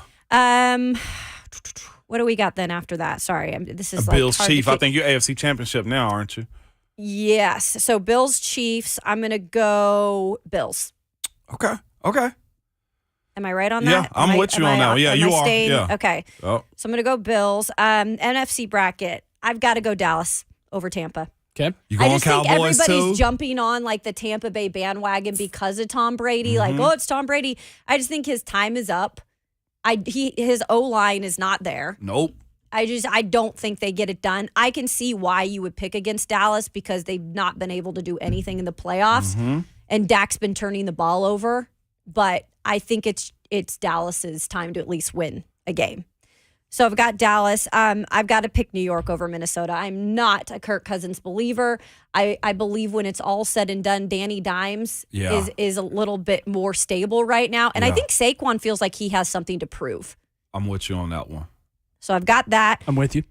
And then, San Francisco. Sorry, my Seahawks just don't have a chance. Gino's done a great job this year, but there's just no way. I have San Francisco over Seattle. And then when you have Philadelphia playing Dallas, I'm going to have to pick Philly. Yeah. If Jalen Hurts is finally back and he's playing better, he's back in the groove, that defense is good. They have too many weapons. Dallas is going to drop a game eventually. Yeah. So that's what I've got. And so let's see. I've got Philly and Niners. Yep. Okay. And I'm going to have to go with Philly. You going with Philly I'm too? gonna go with Philly. I thought you were going Niners. I think that Brock Purdy at some point will show he's not as Purdy as everybody thinks. He is still like a third stringer. I know everybody's jumped on that bandwagon, but I think at some point that story will kind of die out. The defense is legit though, so it's hard for me to go against that. But I got to say Philly because I really want to see Philly and the Buffalo Bills. Yeah. In the Super Bowl. It'd be awesome. And I think the Bills. It's the Bills' year. Okay. Although Philly's defense. We've got 2 for Buffalo this morning. Wow. I can't wait to hear yours. Nobody circles the wagons. I've got some. I know. I feel like Will's going to shake it up. I do too. I'm not worried about it. It'll take an entire hour too. Kayla, your point though about Brady, to me, I think is the biggest point of it all. Like we're afraid of the boogeyman is the way we look at Brady in the playoffs. Yes. That's how I think that's how everybody still feels. I get it. I think you look at the way who is it that's got to see them? The Cowboys? I don't think they care. No, I don't think so either. All right. Coming up next, voice of the Titans, Mike Keith, joins us. His reaction to Mike Vrabel's comments about speed and the upcoming direction of this franchise going into one of the most fascinating off seasons that we've seen here in Nashville. The VOT on the other side. It's Ramon, Kayla, and Will, 104.5 The Zone.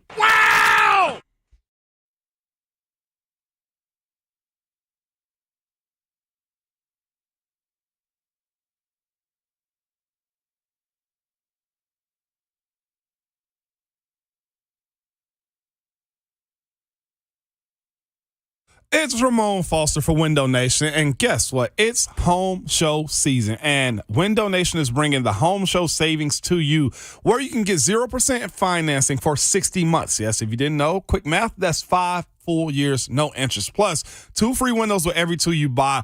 All of this without leaving the comfort of your home. You're like, Ramon, what's the home show? Well, let me tell you. You got to go to windownation.com/home show and try their free virtual visualizer. Just upload a picture of your home and view hundreds of window options. Or you can call 866-90-NATION or again online at windownation.com/home show. And why Window Nation?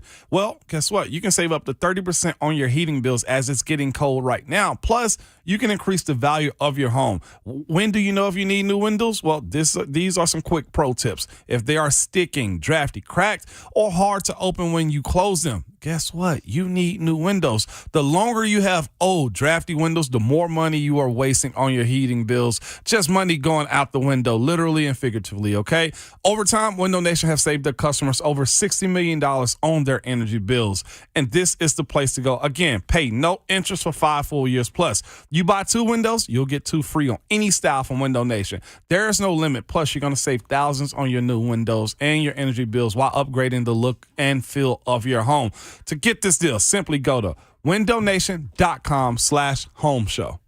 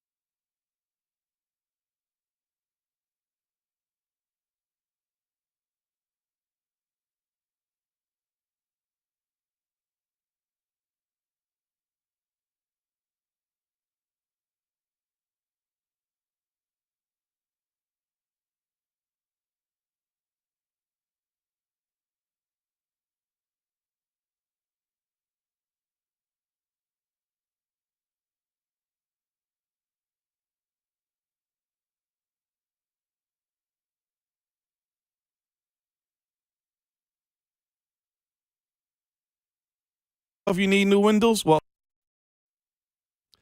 It's Ramon, Kayla, and Will, powered by All Four Seasons Garage Doors right here on a 104.5 The Zone.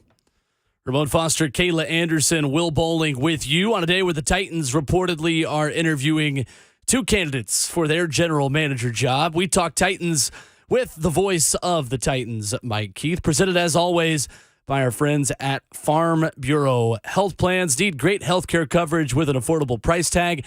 Let Farm Bureau Health Plans coach you through it. They've been protecting Tennesseans for 75 years. Good morning, Mike. How are you? Good morning. Mike, I want to start with Mike Vrabel's end-of-year comments in his press conference earlier this week. What did you make of his comments on the speed of the team, the health moving forward, and the next step this team has to take in what is shaping up to be one of the most fascinating off seasons in team history? The word I would use, Will, would be consequential off seasons. I don't think that's an overstatement. Because I think at this point you're at a moment where you're going to have to make some changes. You understand the changes are coming to the football team, and we've been at these moments before. I've seen these in particular with Coach Jeff Fisher, where he's made comments at the end of the season, we got to get faster. And so then that became something that was an off-season priority, not only on offense and in the secondary, but at other spots. We've seen it at linebacker and places where you can add people who can really run. I start there because I felt like this team's lack of speed showed greatly in certain games later in the season. The December 11th game with Jacksonville, the Titans clearly had speed issues keeping up with the Jaguars. Now, it was much better last weekend because some guys were back. And so you saw what the Titans can be. But I think they want to be a faster football team. I think they want to convert to being that team that has the ability to make a lot of plays with speed, that has the chance to make some turnovers, or takeaways probably is the better word, but also can make some big plays offensively with speed. The injury thing, too, I think he's delivering a message to players, in particular about the soft tissue injuries, that you better be training for this, and that there's going to be a level of expectation that, we're going to need you to be more ready to go in 2023 in those areas. Some of the injuries can't be avoided. We get that. Mm-hmm. You don't have a knee injury that occurs because of a lack of training. And there's not something you can do to prepare for an ACL. I mean, you could be in good shape. I mean, that obviously helps. But it was strong. I mean, I thought the messages from top to bottom were very, very strong from Vrabel. And Mike, talking about the defining moment for the Titans this offseason, it's incredible that Houston and Indianapolis are going through similarly significant off seasons in their own right. And when you think about how other teams reacted to Derrick Henry and the Titans' physical run game, Indianapolis got bigger and better up front.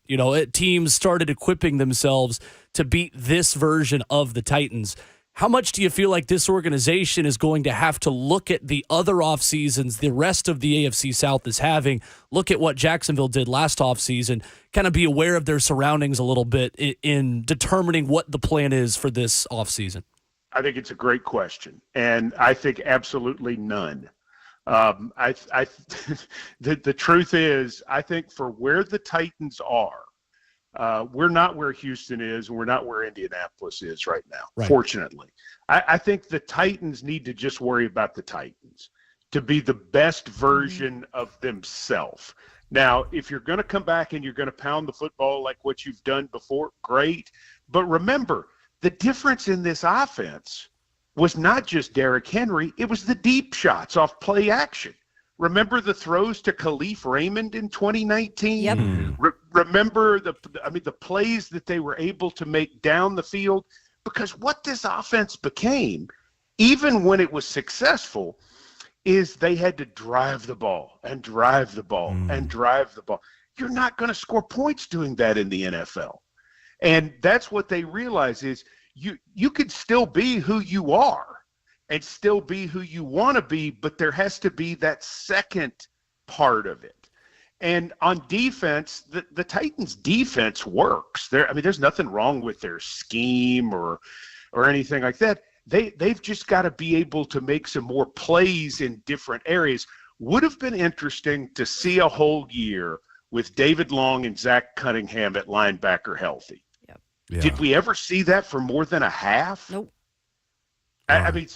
So I don't think they're on the wrong track, and that's why I think the question is so good that you're asking me. But I think the Titans are in a different position than maybe Houston would have been, or Jacksonville would have been, or Indy would have been talking about us.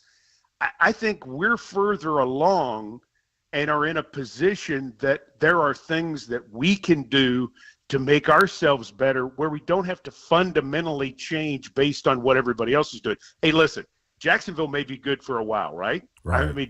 But if we're doing what we do, we can compete with them, no doubt. Mike, that's interesting, too, because, excuse me, the presser that Coach Vrabel had was so open. I don't think I've ever seen him be this open, and the speed thing is what everybody spoke of for the most part. With that, how do you get to a point to where you say we're getting faster without having to do so much in the offseason to where it's just so many different moving bodies on a team like the Titans? It's really funny, Ramon, because and we talked about this the other night on the Vrabel show. When you talk about turning over the roster, and usually a roster turnover is a quarter to a third of the roster. Yeah. But which quarter to third of it is it with this team? Because they played 86 players. Who at the end of the season, it's hard to remember who was actually on the roster at the first of the season. Yeah. So, I think they found a few guys. Clearly, the Titans played the fifth most rookie snaps of any team in the NFL. Number 5, over 3,700 rookie snaps. Houston was number 1 at 4,800. So, listen, they found some guys that can play. McCrary can play. Obviously, Burks can play. Petit Frere can play. Okonkwo can play. Hassan Haskins can play certainly a role. You found some guys. Jack Gibbons, I think, has a role on the team somewhere going into camp that he'll have to win again, but he's proven he could be one of the 53. So when you start from there and back up to, okay, here's who we expected to have, right, then you say, all right, this is how we take this apart. But I think this is going to come from a psychology, not psychology, but a different standpoint with the new GM in terms of how they value positions. Right. You're going to take all the pieces and you're going to spread the puzzle out. And then you're going to sit and say, okay, we believe this piece is worth this going forward. This is how we reset the board. And this is how we look at things differently. This is how we evaluate someone who's coming off an injury. This is how we evaluate a position in terms of its value, but in terms of not only that, what we need in terms of the speed of this position or the depth of this position. Right. It's going to be, like I said, it's consequential this offseason because you're at a point where you've just come off a 7-10 and the world hasn't ended. And yet it's clear that this team is going to have to change its direction some to get back to where it wants to be. And it's almost like you read my mind because that's where I was going to next, Mike, as you were speaking about that direction. And this offseason early on, you got rid of 2 big pieces. One, offensively, your coordinator. That's a huge piece because a lot can change. But also, you got rid of a guy that held the room of the biggest pieces on the team, meaning there may be 5 wide receivers on the field, but not all the time. But you always have 5 offensive linemen on this field at all time. That's a major adjustment moving forward, Mike. How do you see these pieces kind of coming together in 2023 to where you see a difference? Where do you want to see a difference in either play calling or offensive style of play in the offensive line? Okay, so let's break this down into what's really important, Ramon, and that is And I'm not saying this for your benefit, and I'm not saying this to the detriment of other position coaches. But on an NFL team, the offensive line coach might be the most important position coach there is. Yeah. Because the offensive line coach ties more into the offensive coordinator. And in some cases, we see offensive line coaches become offensive coordinators because they have the whole tie into what your philosophy is going to be. Right. Because they understand what you're going to do run-wise, and they understand what you're going to do pass-wise. I will be interested to see, will the new offensive line coach be tied to the offensive coordinator hire? Will they come as a pair? Because there are so many things from a scheme standpoint and from a teaching standpoint that factor into the two areas. I mean, the offensive line, everybody will go nuts about the offensive coordinator hire, positively or negatively, whatever it is, right? Because that's the big name. The one I'm most interested to see is the offensive line hire, because there's such a philosophy behind that. Much like the secondary hire. Yes. Yep. There's a philosophy hire behind that, because, as you say, there are always 5 offensive linemen on the field. There are always 4, or in most cases 5 defensive backs on the field now. So, I mean, the moves on Monday, the Todd Downing move is the one that got the most attention, but the two that got my attention the most, because I think the Downing thing felt inevitable after the year they had had. But choosing to change Keith Carter, who'd been with Vrabel since he became the head coach, and choosing to make a move in the secondary. Anthony Midget is a guy that he had known since his Houston days. It shows you're doing something very significantly from not only a scheme standpoint, but a teaching standpoint at both spots. Yep. So, Big Jeffrey Simmons, just a special player. And I know that there is talk of getting this deal done, a new deal done with him. He even said he'd like to get it done in a timely manner. How big is this for this team to keep a cornerstone player here like that? You just don't find guys like that. That's the thing, is you say that all the time about players at various positions. You know, you say, oh, you just don't find a receiver like that, or you don't find a back like that. You don't find defensive tackles like him.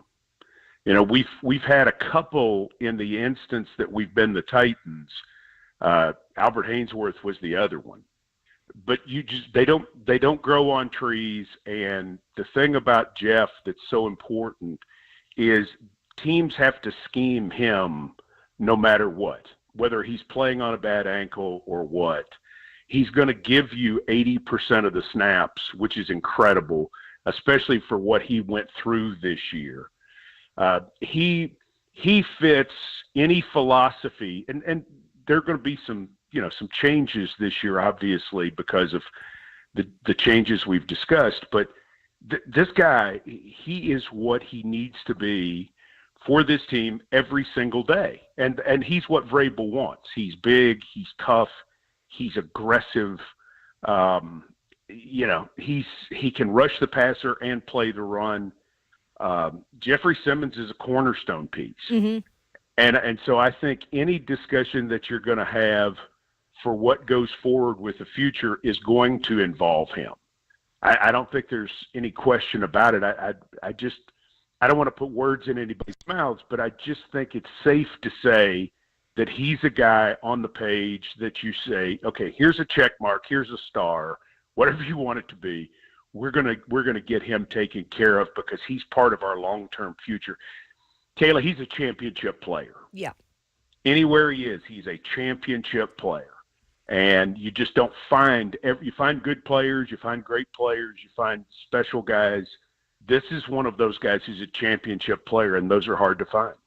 There are several players that won't be back in the two-tone blue this next season. We don't know who they are yet, but if you were going to bring back one of these guys that's a free agent, who do you think's important? Who's a free agent or who's under I have to think who the free agents are. I think even Autry. Well, he's under contract. Yeah. And see, that's the challenge when you ask about that, because you've got a bunch of guys that you have to make decisions about. who are under contract. The free agents are like Long and Davis and, players, Hooper, players like yeah. that. Yeah. Mm-hmm. I think you've got to see how it all fits together. And again, the offensive line hire is going to be a big deal. Okay. You're in a better position than you were this time a year ago because you've got at least one answer at tight end in Okonkwo, who you got in the fourth round. I mean, Chig is going to be a part of what this offense does going forward. I think the difficulty in having these discussions, and as I read some of the things in different places about, hey, you should sign this guy or trade for this guy or whatever, but they're all going to be pieces that build on top of one another based first on making sure the cap situation is straight, and then built secondly on philosophy going forward. Yeah. There are a lot of different ways that you could do this, but I mean, Autry, for example, Autry could still really, really play. Yeah. Mm-hmm. But can you afford him? That's the question, because you've got to, when you think about can you afford him, it's not just about the dollars, it's about the availability, it's about the scheme you're going to run, how many plays do you need from him, who can you draft at certain spots, because the thing that you can't do is you can't be in a position where you have so much money tied up at one spot, lose that player, and then go from a $14 million player to a minimum salary player. Yeah. We saw that last year. And when that happens, it's catastrophic because you can't replace the $14 million. And that's what they're going to try to do, I think, staggering this roster as best they can to not only be as good up front, but to build depth. Voice of the Titans, Mike Keith, our guest this morning on Ramon, Kayla, and Will, presented as always by Farm Bureau Health Plans. Look to the folks at Farm Bureau Health Plans when you need someone who knows the health coverage game plan. They've been protecting Tennesseans for 75 years. Mike, thanks for the time as always. Absolutely. Okay, guys. Thanks very much. Thanks, Mike. All right, there's voice of the Titans, Mike Keith, joining us. And coming up next, another tailgate tip of the week to get over at Maryland Farms Wine and Spirits in Brentwood. We'll give you something you can sip on a little bit. A cheers to the weekend. Coming up next on Ramon, Kayla, and Will.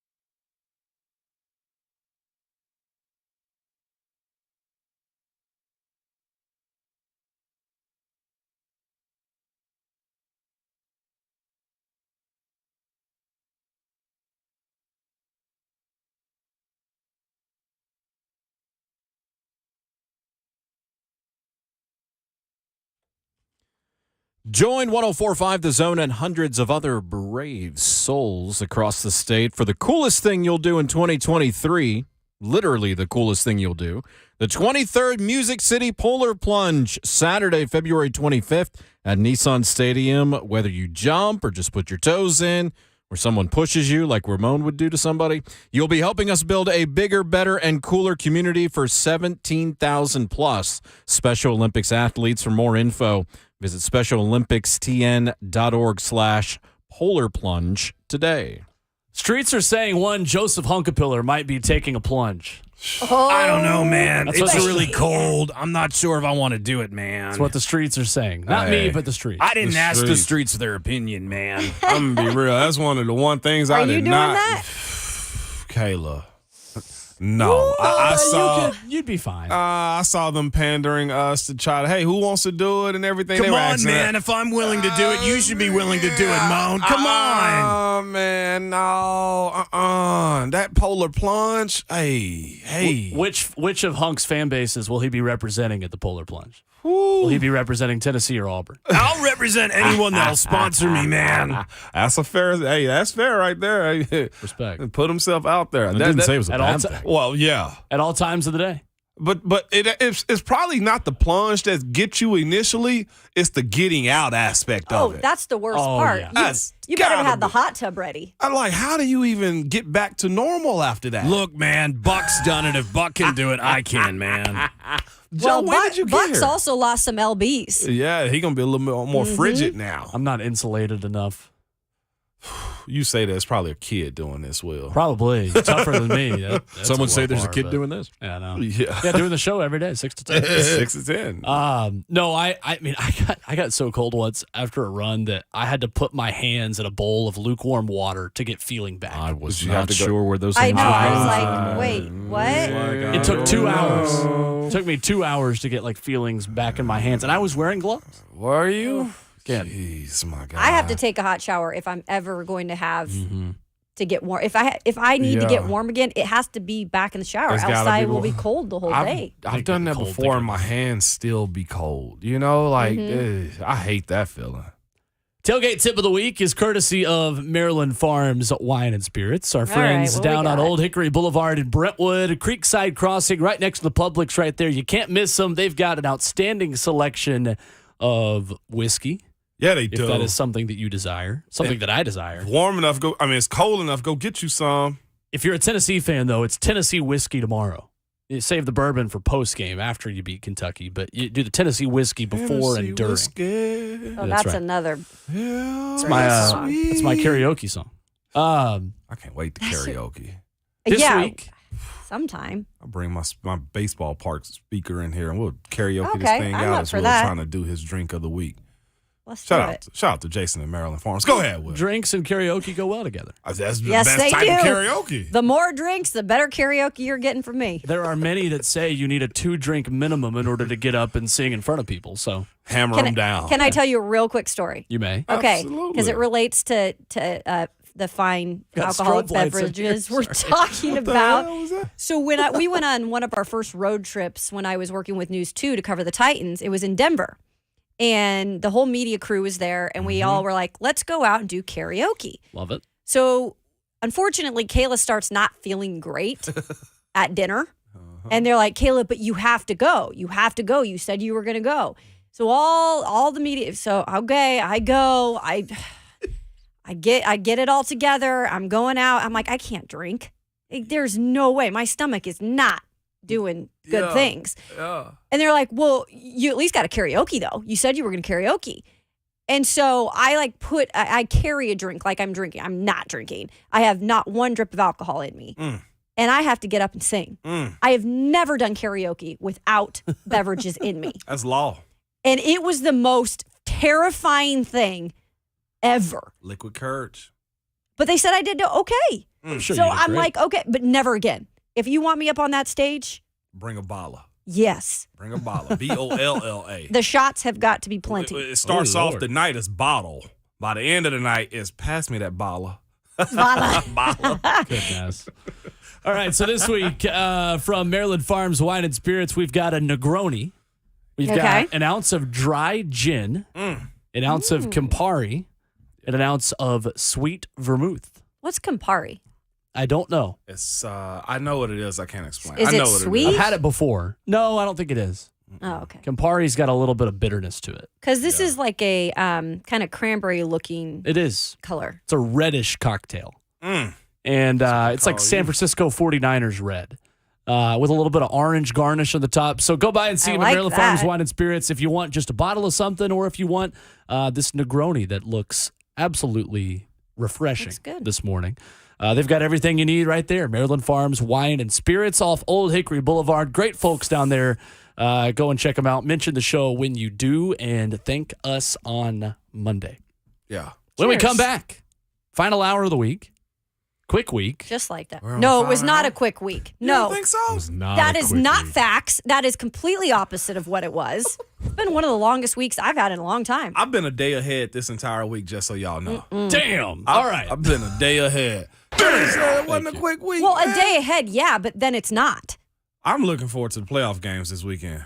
That's what my mindset is. This I've is been big having a old great weekend. time. I've been having a I great didn't time, say it's too. not a bad thing, but it's been a long week. It hasn't been a bad week. Yeah, but it's just been a slow long week. Say what you want to then, Kayla. Sorry, okay. I- Yo, Sorry, I I annoyed wasn't you with off my yesterday, friendship. bro. You know what? Every time I think we just good people in the studio, it's just come When have you ever crashing thought down. that? Well, then I- you're I being have- strange. You know, Right I'm now. naturally an optimist, okay? So, everything's good. Kay was like, hell no, it's been the longest week ever. Get me out of here. Yeah, Bring you back down to earth. the era of Tennessee sports I grew up in, I am far from an optimist. Why are we getting the fire going behind us?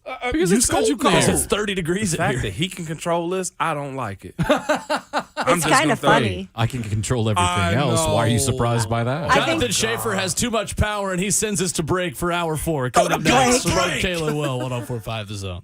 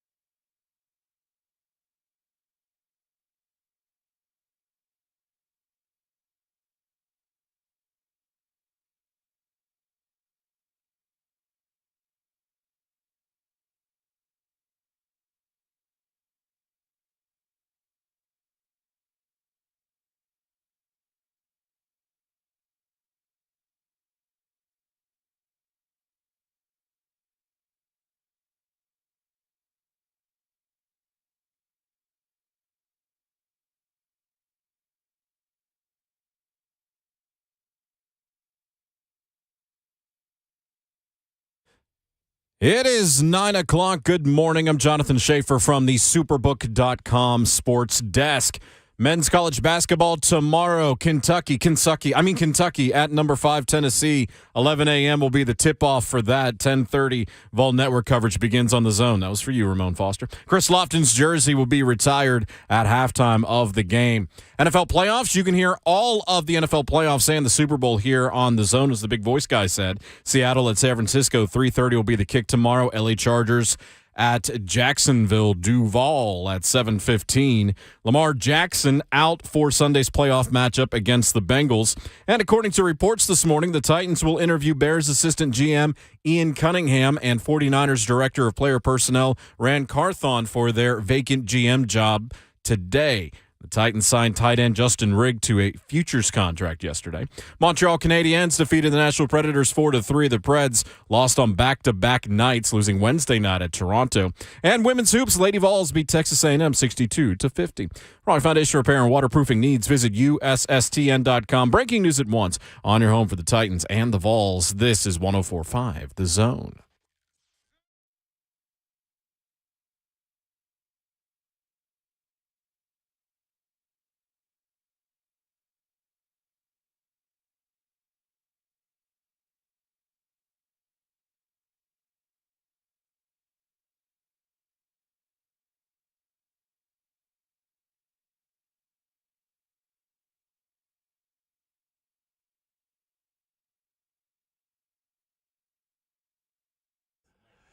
And the show goes on into the fourth and final hour as the best producer in the world told you it's Kentucky Eve for the Tennessee basketball Volunteers. And one more hour previews Super Wildcard Weekend as well, alongside 11-year NFL veteran, Vol for life, big savagery himself, Ramon Foster. Just don't put an E at the end of it. Don't put an E at the end. She's not Kyla. She's Kayla Anderson, the Seattle Seahawk herself, carrying the torch for the show into Super Wildcard Weekend. And the aforementioned best producer in the world, Jonathan Schaefer. Yay. Making the show happen. The best producer in the world. In the world. I'm Will Bowling. There you are. Headlines this morning and another update from Ian Rappaport. The Tennessee Titans will be busy today. Man. They will not only be interviewing Ran Carthon of the San Francisco, that's fun to say, 49ers,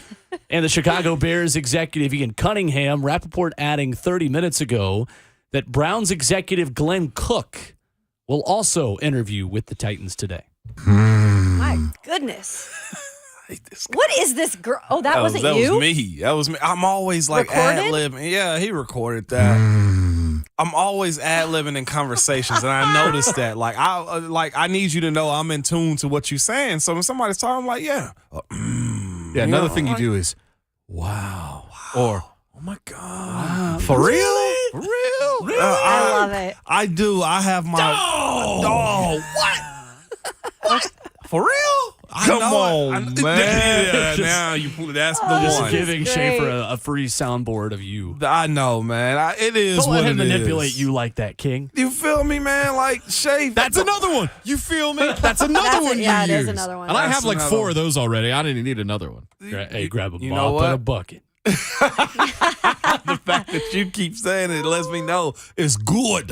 Well, it's not like Johnny Cash. What? His. I don't even know if I can say that one again. Just to watch him die. Yeah, shot a man just to watch him die. Bleep hole. Yeah, that's Another one. That's another one. Lovely. Well, Shiano's a good one too. Babs is kind of taking that one. That one's gonna take the nation by storm too. Shiano. But yeah, I got my catchphrases. I know that. It is. That's the best one. Right there. That's the best one. So the Titans are interviewing someone that works for the Cleveland Browns? That's right. Yeah, can't do that. How do you feel about that? No, I can't. Me personally, Ramon. Automatic disqualification. I don't know the Cleveland Browns issues is the front office or the coaches or anything. Like I don't know it's where. front office for the guaranteed money they gave Deshaun Watson. Ooh, they're stuck. Yeah, I'm not too. going there. Yeah, I to say they don't draft good players, I'd be lying, and I'd also say that too. Well, they always pick early every year too. So how do we view what's what when it comes down to? I think they got a whole lot of talent. You couldn't miss on Myles Garrett. I think Greedy Williams is a really good player. Chubb, really good player. Like, they got a lot of guys. Their O-line, still one of the best ones in the league. Say what you want to. And that's why it's like, is it opposite day in Cleveland? Y'all go get all of the right pieces every single year, and for the life of me, you can't put anything on film or on the field that's really productive. For Cincinnati to pass them by, like. Well, and it's the consistency. Like, they'll start where you're like, okay, this Cleveland Browns team, they have something. Yeah. And then it's just a drop off. It is. And they have talent there. It's so much talent, But it Kayla. just never is consistent. It never plays out. Well, but what else have they never had? A good coach. Yeah. Quarterback. And Well, but they franchise thought quarterback. that they've had their guys. They've had, you know how many they've run through in Cleveland that are first round, like top fives? Well, I mean, the team in this town has done that too, unfortunately. But I'm They've talking had about- much more success yeah, recently. I mean, Tannehill's been a stable I mean, guy. for J. Rob's foibles, the Ryan Tannehill trade will go down as Was one of really the good. best of franchise history. Yeah. Glenn Cook arrived in Cleveland in 2016, serving as the team's assistant director of pro scouting, a role he held until 2020 before being promoted within the Cleveland organization. He was also a scouting assistant with the Indianapolis Colts from 11 to 12, and then became a scout with the Green Bay Packers from 2012 to 15 after a time as linebacker for the U at Miami in 2004 to 2008. He was later a graduate assistant with the Hurricanes before beginning his NFL career. So now today, Rand Carthon, Ian Cunningham, Glenn Cook. Scheduled for tomorrow, you have Cardinals executive Quentin Harris. Yesterday, Ryan Cowden and Monty Ossenfort, the two in-house candidates, met with the Titans for the general manager position. Only one general manager candidate has declined an interview. That was Adam Peters, the former Patriots scout, when Mike Vrabel was in New England. He declined others, too. Let's make that clear. He is a guy that grew up in Southern California, grew up in California as a 49ers fan. Yeah. So makes sense. sticks with them. And then Malik Boyd with the Buffalo Bills, the only interview that has been reported that has not been scheduled yet publicly. Well, adjacent to the Patriots, some big Patriots news involving a VFL yesterday. Yeah. too. That's right. Gerard Mayo gets an extension to stay with New England. That's huge for my guy Mayo, man. His name will definitely be in the conversation for years to come. Yep. Are they grooming him to be Bill's replacement long term? I know this, and I can say this too. I know Kraft loves Mayo. Yeah. Love Kraft Mayo. Get it? I like Get it? that. Well done. But no, Mayo his guy. But if you've ever been around Gerard Mayo, you know he's a football dude. From day one when we came in, and ultimately just watching him do work, he tore his ACL coming out. His affinity for hard work was just second to none. And he approached that. He was a pro in college before it actually was. Before he actually turned pro. Mayo's that good. So, yeah, I can see that being the case. Well, it is time to give my bracket, wrap up our brackets. Do you today. get an hour for yours? Yours started at 9:08 or 8:08:30, and mine is starting at 9:08:30. Look at Because him the down to clock a is T. right over your head. So As I can't see that. As petty as that was, he's actually right. Yeah, Kayla, I feel like I was just making sure. you owe him I one felt for a that little one. rushed. Yeah. I'm disrespectful. You were. I'm gonna be real with you. We're I'm gonna radio start some professionals. stuff. He holds. Now you you're on that taking one. his time. I just did it on Zip it. purpose. Oh, yeah, that's why he was talking with I this know. time. But I'm fair. Filibuster, I hardly know her. Okay, the AFC bracket to start. What You were the- filibustering. You were. Anyway, Either way. Los Angeles and Jacksonville. I've got LA. Yes. I think there's a big Trevor Lawrence fumble in this game Ooh. thanks to the Chargers pass rush. The Jaguars give up 238.5 passing yards per game in the regular season. Only 4 teams in the NFL allowed more per contest. The LA offense ranks 3rd in passing yards per game. I've got the Chargers. Okay. Give me Cincinnati over Baltimore. I think this would be the game of the weekend if Lamar Jackson was going to play. Yeah. He's not going to play. Cincinnati's not losing at home. By the way, he did give an update, right? Yes, he did give an update on the Himself. specifics of his injuries and said the inflammation in his knee, he's not able to come back and be 100% yet. When it comes to players doing stuff like this, they've also signed their pink slip. He's out. He's out. You think he's gone? I think Miami is where Lamar's going. Yeah, I'm not Interesting. going to say Okay. no on that. Yeah. I've got Kansas City then over L.A., which, by the way, of course, Bills over Dolphins. Yes. That one's pretty straightforward. I love how we all Skylar just Thompson. passed that one by. I think if this is giving away my Super Bowl pick, but I'll go ahead and say this. If the Chiefs lose, it's to the Chargers. If the Chiefs lose, it's okay. There's something about Justin Herbert against the Chiefs and the Chargers against the Chiefs. Weird things happen when divisional teams see each other for a third time. Okay. I've just got this one bookmarked. I was really tempted to go with the Chargers because there is one seismic upset, oftentimes two, in the NFL playoffs every year. If there's going to be one major upset that we don't see coming, I think it's L.A. over Kansas City. I'm a Justin Herbert believer. The Chargers will be coming off that game where they're a little more in the groove of the postseason against Jacksonville. And there's always one seed that comes out flat because, yes, you've had the time to rest and relax and all of those things, but the other team is still in the same routine, still in the same flow. I'm going to take Kansas City to beat L.A. I think it's a really close game. Okay. Bills-Bengals, I think, is an instant classic. Give me Buffalo simply because Joe Burrow, although he is excellent and just fantastic in general, he's elite at home, not as good on the road. Joe Burrow is a much better passer at home than he has been away from Cincinnati. Since the start of 2021, his QBR on ESPN is 7th in the NFL, but 18th in the NFL in away games. Give me Buffalo and Bills Mafia making the difference in that game, setting up a Kansas City-Buffalo AFC championship in Atlanta. Yep. I think Kansas City wins. I don't think Buffalo can beat Kansas City twice this year. Okay. So you're thinking the Bills' story ends there. I think it does, and I Really? think the red zone turnovers for Josh Allen will pop up in an inopportune moment in that game. Well, I think we have Kansas City seen takes that. advantage. I think all of these quarterbacks' weaknesses, they often in the playoffs pop up at the worst possible time. We saw it with the Titans last year. I think that's the case for Trevor. I think that's the case for Josh Allen on the bigger stage in Atlanta in that AFC championship game. In the NFC, Give it to me. Tampa Bay over Dallas. I don't trust Dak Prescott He's right now. buying into that. I don't think the Cowboys can run the football effectively enough against the Tampa Bay front to take pressure off of Dak Prescott. Bill Barnwell had a great piece on ESPN.com about this. Over the past 3 weeks, the Cowboys' running game has run the ball 90 times for 266 yards. Wow. Over the past 3 weeks. That's a lot of pressure to put on that offense and to put on the passing offense specifically. Dallas is at its best when Tony Pollard and Zeke Elliott are dominant in the run game. Dak Prescott has a turnover in 7 straight games, has an interception. I think, again, that's going to pop up in a bad time. Tom Brady and Tampa Bay, I think, will take advantage. Giants over Minnesota. Over the last 4 weeks of the season, Daniel Jones' QBR is number 2 in football right behind Patrick Mahomes. Daniel Jones has been exceptional. I still think this is a Barkley game. I think so, too. So give me New York over Minnesota. Unfortunately, Kayla, I am going San Francisco. That's okay. Niners you guys don't have loaded. to apologize. 'Cause, again, we didn't expect to get to That's this fair. point. That's fair. But Elsewhere. when y'all get upset by that pick, then I'll talk. Okay, perfect. Philadelphia over Tampa. I think with ease. Yeah.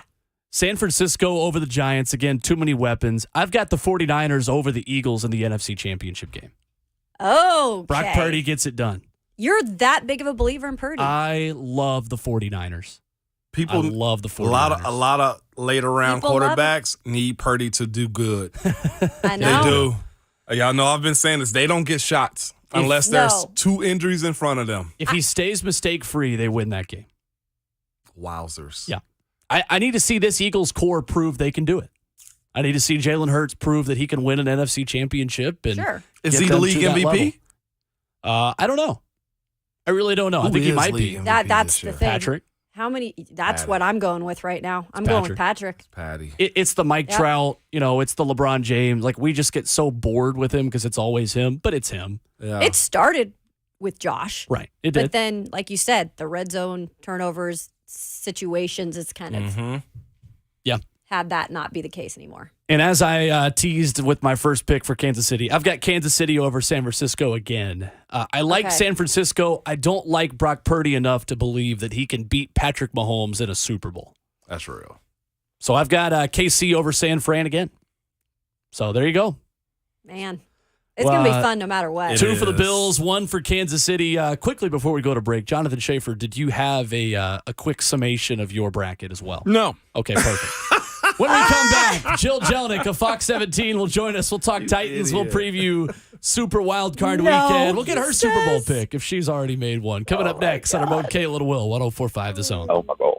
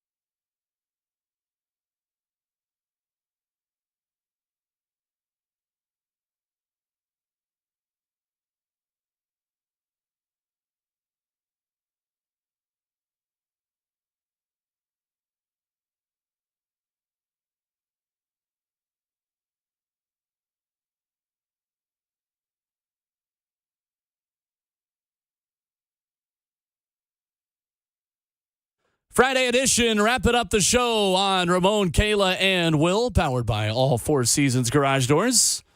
With Ramon Foster and Kayla Anderson, I'm Will Bowling as we continue to talk Titans and preview Super Wildcard Weekend on the Mark Spain Real Estate Hotline with our friend Jill Jelnick from Fox 17. Good morning, Jill. How are you? What's up, guys? Good morning. Happy Friday. Thanks for having me on. Absolutely. And want to get into some of these matchups and your picks. We just gave all of our brackets for the NFL playoffs a minute ago. We've got 2 for the Bills and 1 for Kansas City so far this morning. But wanted to first start with the Titans as the offseason began this week and Mike Vrabel's press conference that was particularly insightful, really, with everything he had to say on Monday. What was your biggest takeaway from what Mike Vrabel had to say in that final locker room availability? Insightful is definitely a great word for it because he did give the media an opportunity to just absolutely pepper him with all of our questions from injuries to Todd Downing to Jeffrey Simmons and also what he's expecting from the new general manager. It was obvious. We knew it was going to be a big presser. And I think, credit to Vrabel, he tried as best as he could to answer all of our questions. I thought I could tell, I could hear it in his voice and you could tell from his tone. I think it was painful for him. No one wants to have a presser conference Monday after the regular season, right? The locker room clean out day, the final thoughts. No one wants to be answering, no coach, no team, no player wants to be answering questions about the next season, the second week in January. So, considering that and just still how fresh probably that Jaguars loss was 2 days earlier, I could tell just it was a tough press conference for him. I think the biggest thing was when it came to the coaching changes, obviously he said he had not made any coaching changes yet as of 11:30 at that press conference. But there's no doubt that later in the day he had his plans with the rest of the front office to be making those cuts and eventually letting go of offensive coordinator Todd Downing, which came as a surprise for no one. So I think my biggest takeaway was I loved the different how he was able to give us what he could about the different hot topics, injuries. He went into the most depth about injuries and how they're going to evaluate that this offseason, and rightfully so. And now that he doesn't have a game to prepare for, he's able to now shift focus to that. That's a huge concern. Obviously, what he's expecting from the general manager. I think the third question was about trust, loyalty, and Kayla. We've heard him time and time again talk about how that is a two-way street, how important that is to him. And no doubt, I think that will be a factor when they do bring in Vrabel into this general manager hiring process, whether that's this week, the first round of interviews, or whether that's the second round, or whether that's they've found their guy and they're going to have Vrabel vet him, So that is, I thought, was very important. And then also the thing that I think was not as clear is some of the future contracts of their big stars, which direction they're going to go with Ryan Tannehill, which I think is the biggest question this offseason other than filling the general manager spot. And then also Jeffrey Simmons. Kayla had asked him about Jeffrey Simmons and how important that was, and he is to the team. And Vrabel, he's under contract, Kayla. He's under contract, Kayla. Come on, Kayla. What are you doing to me, Kayla? But still, he did talk about how vital Jeffrey Simmons is, and I bet you, if we had gotten him one-on-one, I have no doubt that Vrabel would only, gush about Jeffrey Simmons more. So, yes, insightful. Obviously, on Monday, there were still a lot of things he was not able to fully talk about just yet, but I felt like we were able to get a better idea of his thought process and where he is in terms of heading into this offseason, which, let's be honest, a lot of questions, a lot of uncertainty, and it's all going to start with whoever they hire as general manager. Well, you had mentioned the quarterback, and we got a little surprise in locker room cleanout day because as we're all scattered around getting our interviews, here comes Ryan Tannehill. And for those who are listening, the past 2 seasons, he has not been available on locker room cleanout day. So this was a little bit of a surprise. Jill, I'm just looking at it from a standpoint of, hey, here I am. I'm being made available to whatever GM is coming in. Like, I'm the leader. What did you take from that, him making himself available in that moment when he probably didn't even have to? I took away, I am Ryan Tannehill. I am a leader of this team. And despite missing the last 3 games of regular season and going through ankle surgery, I am very much a large part of this team. And I want to be, not I am, I'm sorry, take that back. I want to be a large part of this team. I want to be on this team next year, and I want to show my leadership as much as possible because I think at the very end of the day, they need a quarterback, not just with experience, but someone that can lead this organization and this team on the field, and that is Ryan Tannehill. I took it as exactly that, Kayla. Him making himself available was a leadership move, veteran move, and also a sign of I'm willing to talk about my future with the Titans because I want to be with the Titans in the future. And he made that very clear. He hopes to be here next year. He's under contract. He still has, the 1 more year. We keep kind of bringing him up as a question mark, almost like he's not going to be here next year, but he's entering 2023. He's going to be 35, has 1 year remaining on his original 4-year deal, the $118 million contract with the Titans. I took that as him answering questions is, I'm showing you guys not only do I want to be here, but I'm willing to take whatever is thrown at me because I don't want you guys to forget that I'm the leader of this team. What's the biggest thing that you took from rookie wide receiver Treylon Burks' availability there? Because that's been the issue for him, is not being available throughout the whole season. I think that moving forward, it's going to be very important for him with his training in the offseason. But what was maybe the biggest take from him? Maturity. Yeah. The one word I would describe the difference in Treylon Burks when we first sat down with him after he was drafted to the locker room clean-out maturity. This is a rookie player that has been through a lot in his first season with the team, right? The training camp, the training camp issues with his health, what was going on there, him battling media, answering questions for the first time, really being thrown into it, right? And then him starting to come around as one of the best receivers on this team, and then unfortunately gets battered with injuries. He has also the concussion. He's out 2 different times this year. So there's no doubt he's one of the many players on this Titans team that went through a lot of adversity this year. I think it made him stronger both physically and mentally. He definitely got a good dose of this is what it's going to take mentally and physically to be in this league. And I took away from his final talk with us at his locker just how much he's grown, how much wiser he is. He seemed much more calm answering questions and poised. I think he's also very hungry. He knows he was in many ways somewhat robbed of a rookie year and robbed of his opportunity to really, really show what he can do. He knows he hasn't played at his potential. He knows that. He's still learning. He's still going through injuries. I think he's got the mindset of, hey, okay, went through that. That's great, better for it. But I'm hungrier for next year because I really want to show what I can do and the potential I have to be the number 1 wide receiver on this team.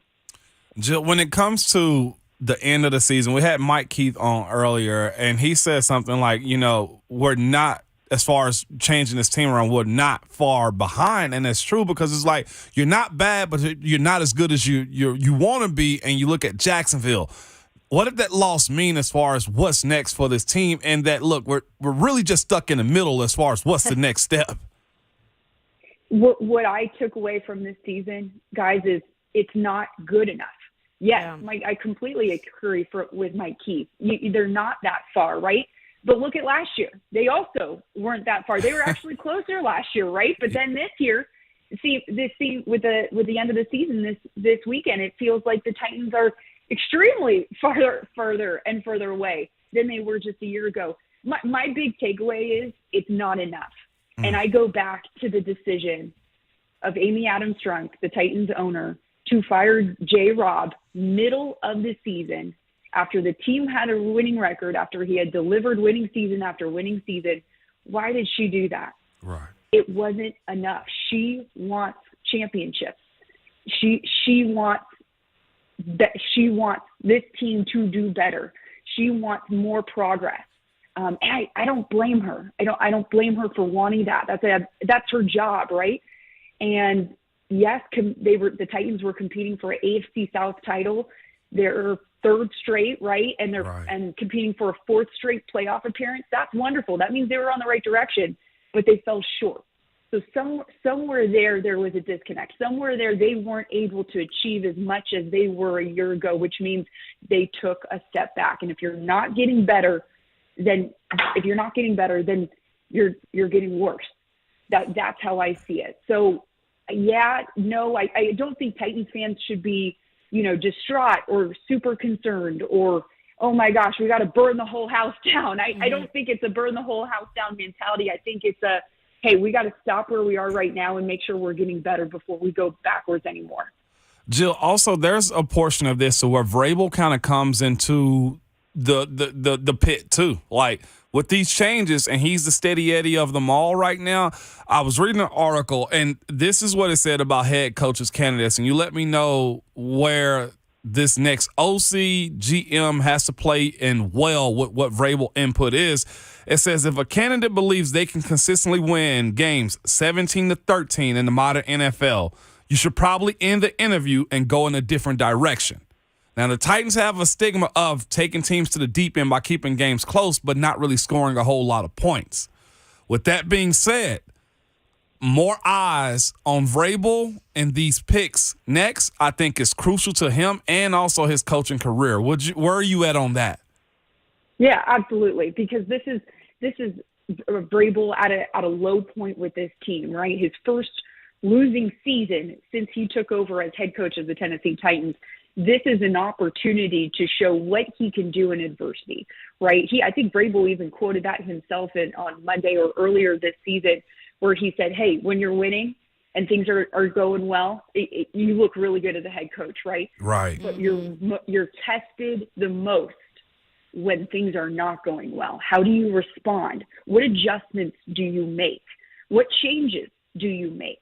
And so in reference to the OC and also the offensive assistants that he also needs to hire and obviously a general manager too, I think he's at a unique crossroads where he does have an opportunity to show what he can do when the team is not at its best. How can you make those moves, do that research, make sure you're bringing in the right people, drafting in the right players to make that jump up to the next level. So I love this opportunity for Vrabel because I think you could argue he hasn't really been in this situation yet because he hasn't come off a losing season and he hasn't, started fresh with a new general manager making these big decisions. So this is going to test him. And I wish he was on the phone with us because I'd love to ask him right now, right? Coach, how much will this offseason test you, and in what ways? How different will it be compared to your previous seasons because of the challenges you face? And I think if we know Vrabel, right, he's going to be so locked in, so focused until every single issue is addressed, and he believes they are in a better place than the year before. I think he's moving in a couch to that building, like a sleeper couch, with the bed that pulls out. Yeah, he is. Yeah, not a bad idea. Hopefully his family doesn't live too far. No. Jill Jelnick, our guest this morning on Ramon, Kayla, and Will. So, Jill, going into Super Wildcard Weekend, what matchup do you have your eye on over the next couple of days? And who are you really looking for? Maybe an upset pick, or who's your favorite moving forward? Yeah, I know you guys like the Chiefs and the Bills, and rightfully so. Yep. They're Chiefs Super Bowl favorites right now. I love me some 49ers and put me on the Brock Purdy train because let me tell you something, guys. Brock Purdy, he makes that team look really pretty. I love it. I just the way they finished the season and were able to add McCaffrey and add these tools and get healthy at the end of the season and make a run for their division title. They've won the last 10 straight to clinch the title going into the postseason. So they got a lot of momentum. I think the game I'm most excited for, though, is that one on Saturday, the first game to kick off Wild Card Weekend, because the Seattle Seahawks have always been their rivals. That's always a big rivalry game.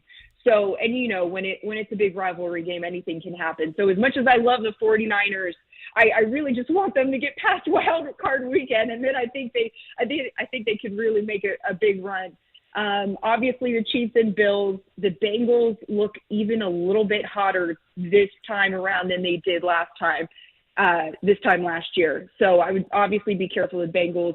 And I'll be honest with you, my upset, the Giants over the Vikings. Yeah, that's what we were saying. I think the Vikings are only 3-point favorites, so I don't know how much of an upset you want to call that. But I love the Giants against the Vikings because of how close their last game was, and Daniel Jones had his best game. Their offense had their best game statistically against the Minnesota Vikings because the Vikings defense ranks dead last in scoring defense and also total defense.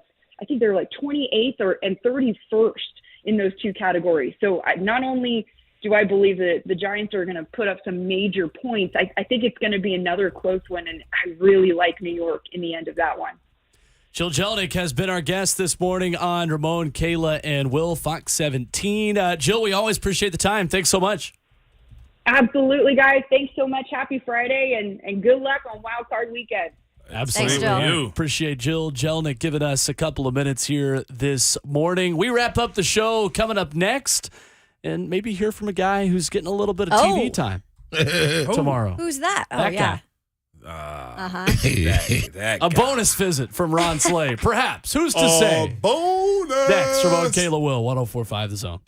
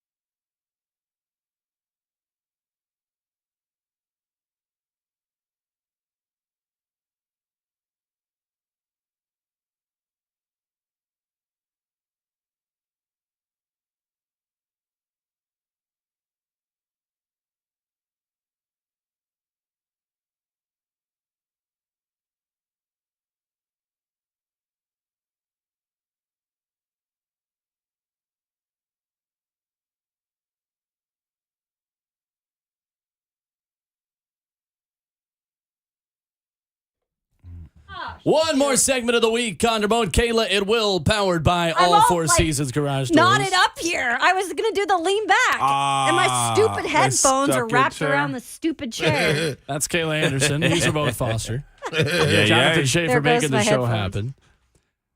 So, Ron Slay is going to be on your television sets tomorrow. Yeah. And not just Ron Slay, Slim Slay. Slim Slay. Slim Slay Slim this year, Slay. 2023. The fittest man in radio, Ron Slay joins us.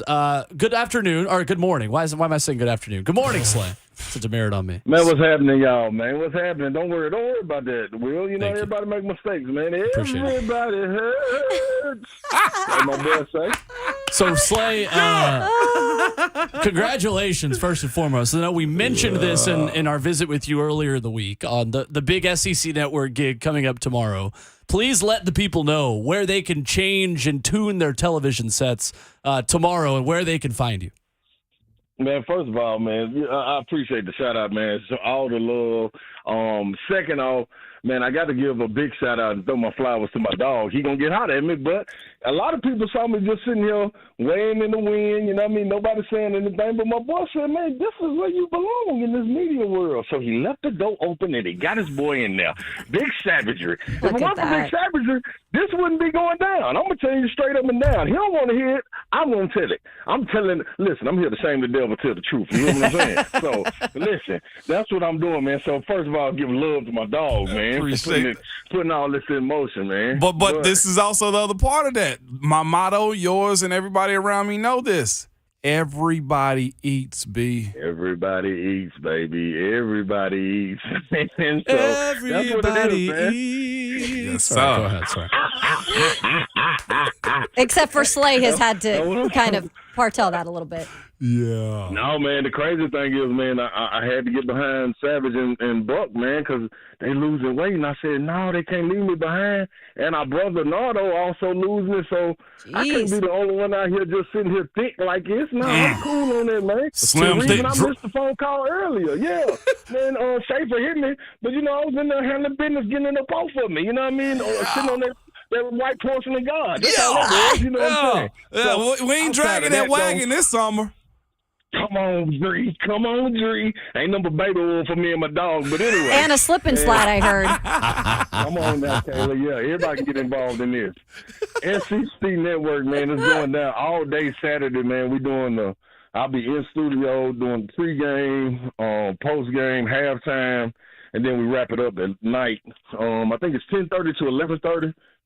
Central Time. Okay. A 1 hour show. You know what I mean? If you miss that, though, and you wake up in the middle of the night, you can turn it on and catch me at about 2 in the morning with the replay, though. Yes. Yeah. So this face belongs on the tizzy. Oh, baby.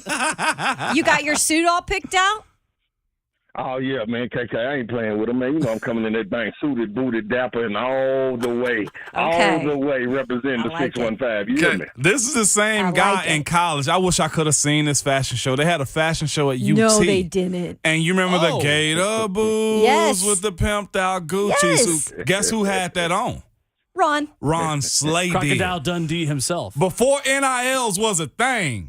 My guy rocking around campus with a Gucci I was gonna say, suit. don't get him in trouble. that. Too. Not the one in New York. The real. No, the real Real Gucci deal. suit. I was just like, boy, Most definitely. can you imagine how you would have been in NIL era? Hey, man. That's right. Just letting you know, man, the foundation was already laid, man. I made them coaches go back when I hurt my ACL and revamp their suit game. You know what I'm saying? Wasn't nobody sitting on the bench with Gator boots on, man, until Big Slay came and did it. You hear me? Yeah. It's real out here, you know? Slay. I think my boy K.A. Side is the only one out here savvy like that. I Hey, just got a little man, something give him in the it. shoulders a little bit. You feel me? Slay, I wanted to give you the chance to Shout out react, to the by the noobs. way, give you the chance to react real quick to our conversation about Kentucky basketball earlier and what's held John Calipari back going into tomorrow's game. And talking about Nate Oates and just the effect that Alabama could have if they build him a new arena of keeping him there long term. Just kind of your reaction to everything we've heard from Calipari not doing his press conference and all these things about, you know, your 2 cents on that, because I know you were tuned into us earlier this morning. Yeah, man, y'all had a great convo. I damn near want to get out the bed and drive up there and come after put a little on the bus and join in on it, man.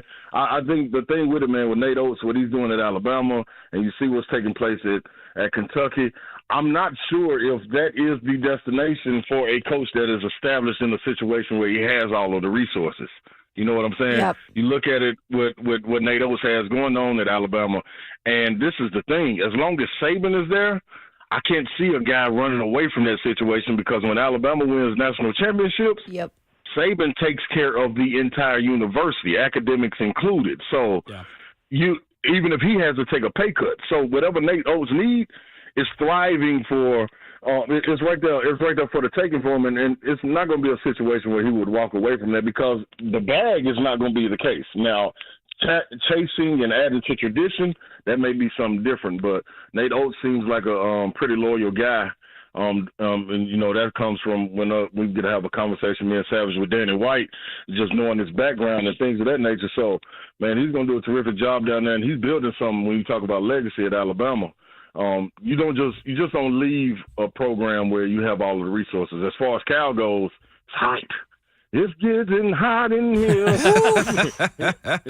He might have to take off all his clothes here shortly. I hope he's doing the weight loss with me and Savage, because if he ain't, he's gonna be ashamed. You know what I'm saying? But yeah, they got to figure it out though, man. We said it from the beginning. Big Blue want to win championships. Yep. And it ain't about sending all the guys to the league. They need bragging rights when they go to the country club, when they go to the barber shop, when they sitting around hollering at their friends. You gotta have bragging rights, man. And people going to the NBA, that ain't bragging rights up there in the Bluegrass State. Oh, ain't. Especially when they one and done like that. Come on now. You know what I mean? Yeah, the money kickback is great. But also, we like to see people to be able to put jerseys up there in the rafters for winning national championships. Tubby Smith was just honored a year or two ago for winning the national championship. That's what it's about. The SEC championships is good. That may suffice for now, but that ain't even it no more. They need Final Fours and championship runs, man. And after the Final Fours, they get greedy. But that's what tradition brings as a blue blood school. You know what, though, too? The thing that's hurting Kentucky, too, is not necessarily the losing and where they stand. It's the conversation around Kentucky. You have Louisville, even though they bad, they say, well, y'all suck, too. Tennessee, you can't beat them. SEC, what is your standard when the football team fell off a cliff a little bit this year, considering what they were supposed to do, and the basketball program's not where it's supposed to be at? This is a bad place for Kentucky, man. You're absolutely right. I heard a lot of people in the chat saying, man, Kentucky's been down for years and this, that, and the other. They've been losing and not going and advancing, but how can they be down when they have the player of the year? Yeah. They got the lead assist guy. They got a guy that's on everybody's top board when it comes to top 10 draft picks year in and year out. That's not down. That's just not winning. Yeah. The program is not down. They got to put some victories up there. That's why it's so important to these boosters, because it's a bigger picture outside of just getting people to go pro. They got leagues for that now. They got the G League league. They got overtime elite. They got all these leagues where you can just go pro. What's going to bring you to Kentucky, and what's the tradition here? I love it. Ron Slay, you can find him tomorrow morning and then Sunday morning, really early morning. If you're still up, out and about, you'll probably see Ron Slay on your television set looking slim and talking basketball. Ron Slay, congratulations and enjoy yourself. Can't wait to watch. I appreciate it, baby. Man, let's go, baby. The Zone representing on the SEC Network. Let's go. Ron Slay sending you on your way. The Buck Rising Show is up next. Appreciate Mike Keith, Jill Jelnick, Ron Slay, Grant Ramey, and you. Another week in the books and more words of wisdom from Ramon Foster on your way home. Be safe this weekend. It's a big super playoff weekend. But remember, as you get mad at your TV set, don't throw the remote control at it. And remember, your Twitter fingers and your mic is always hot.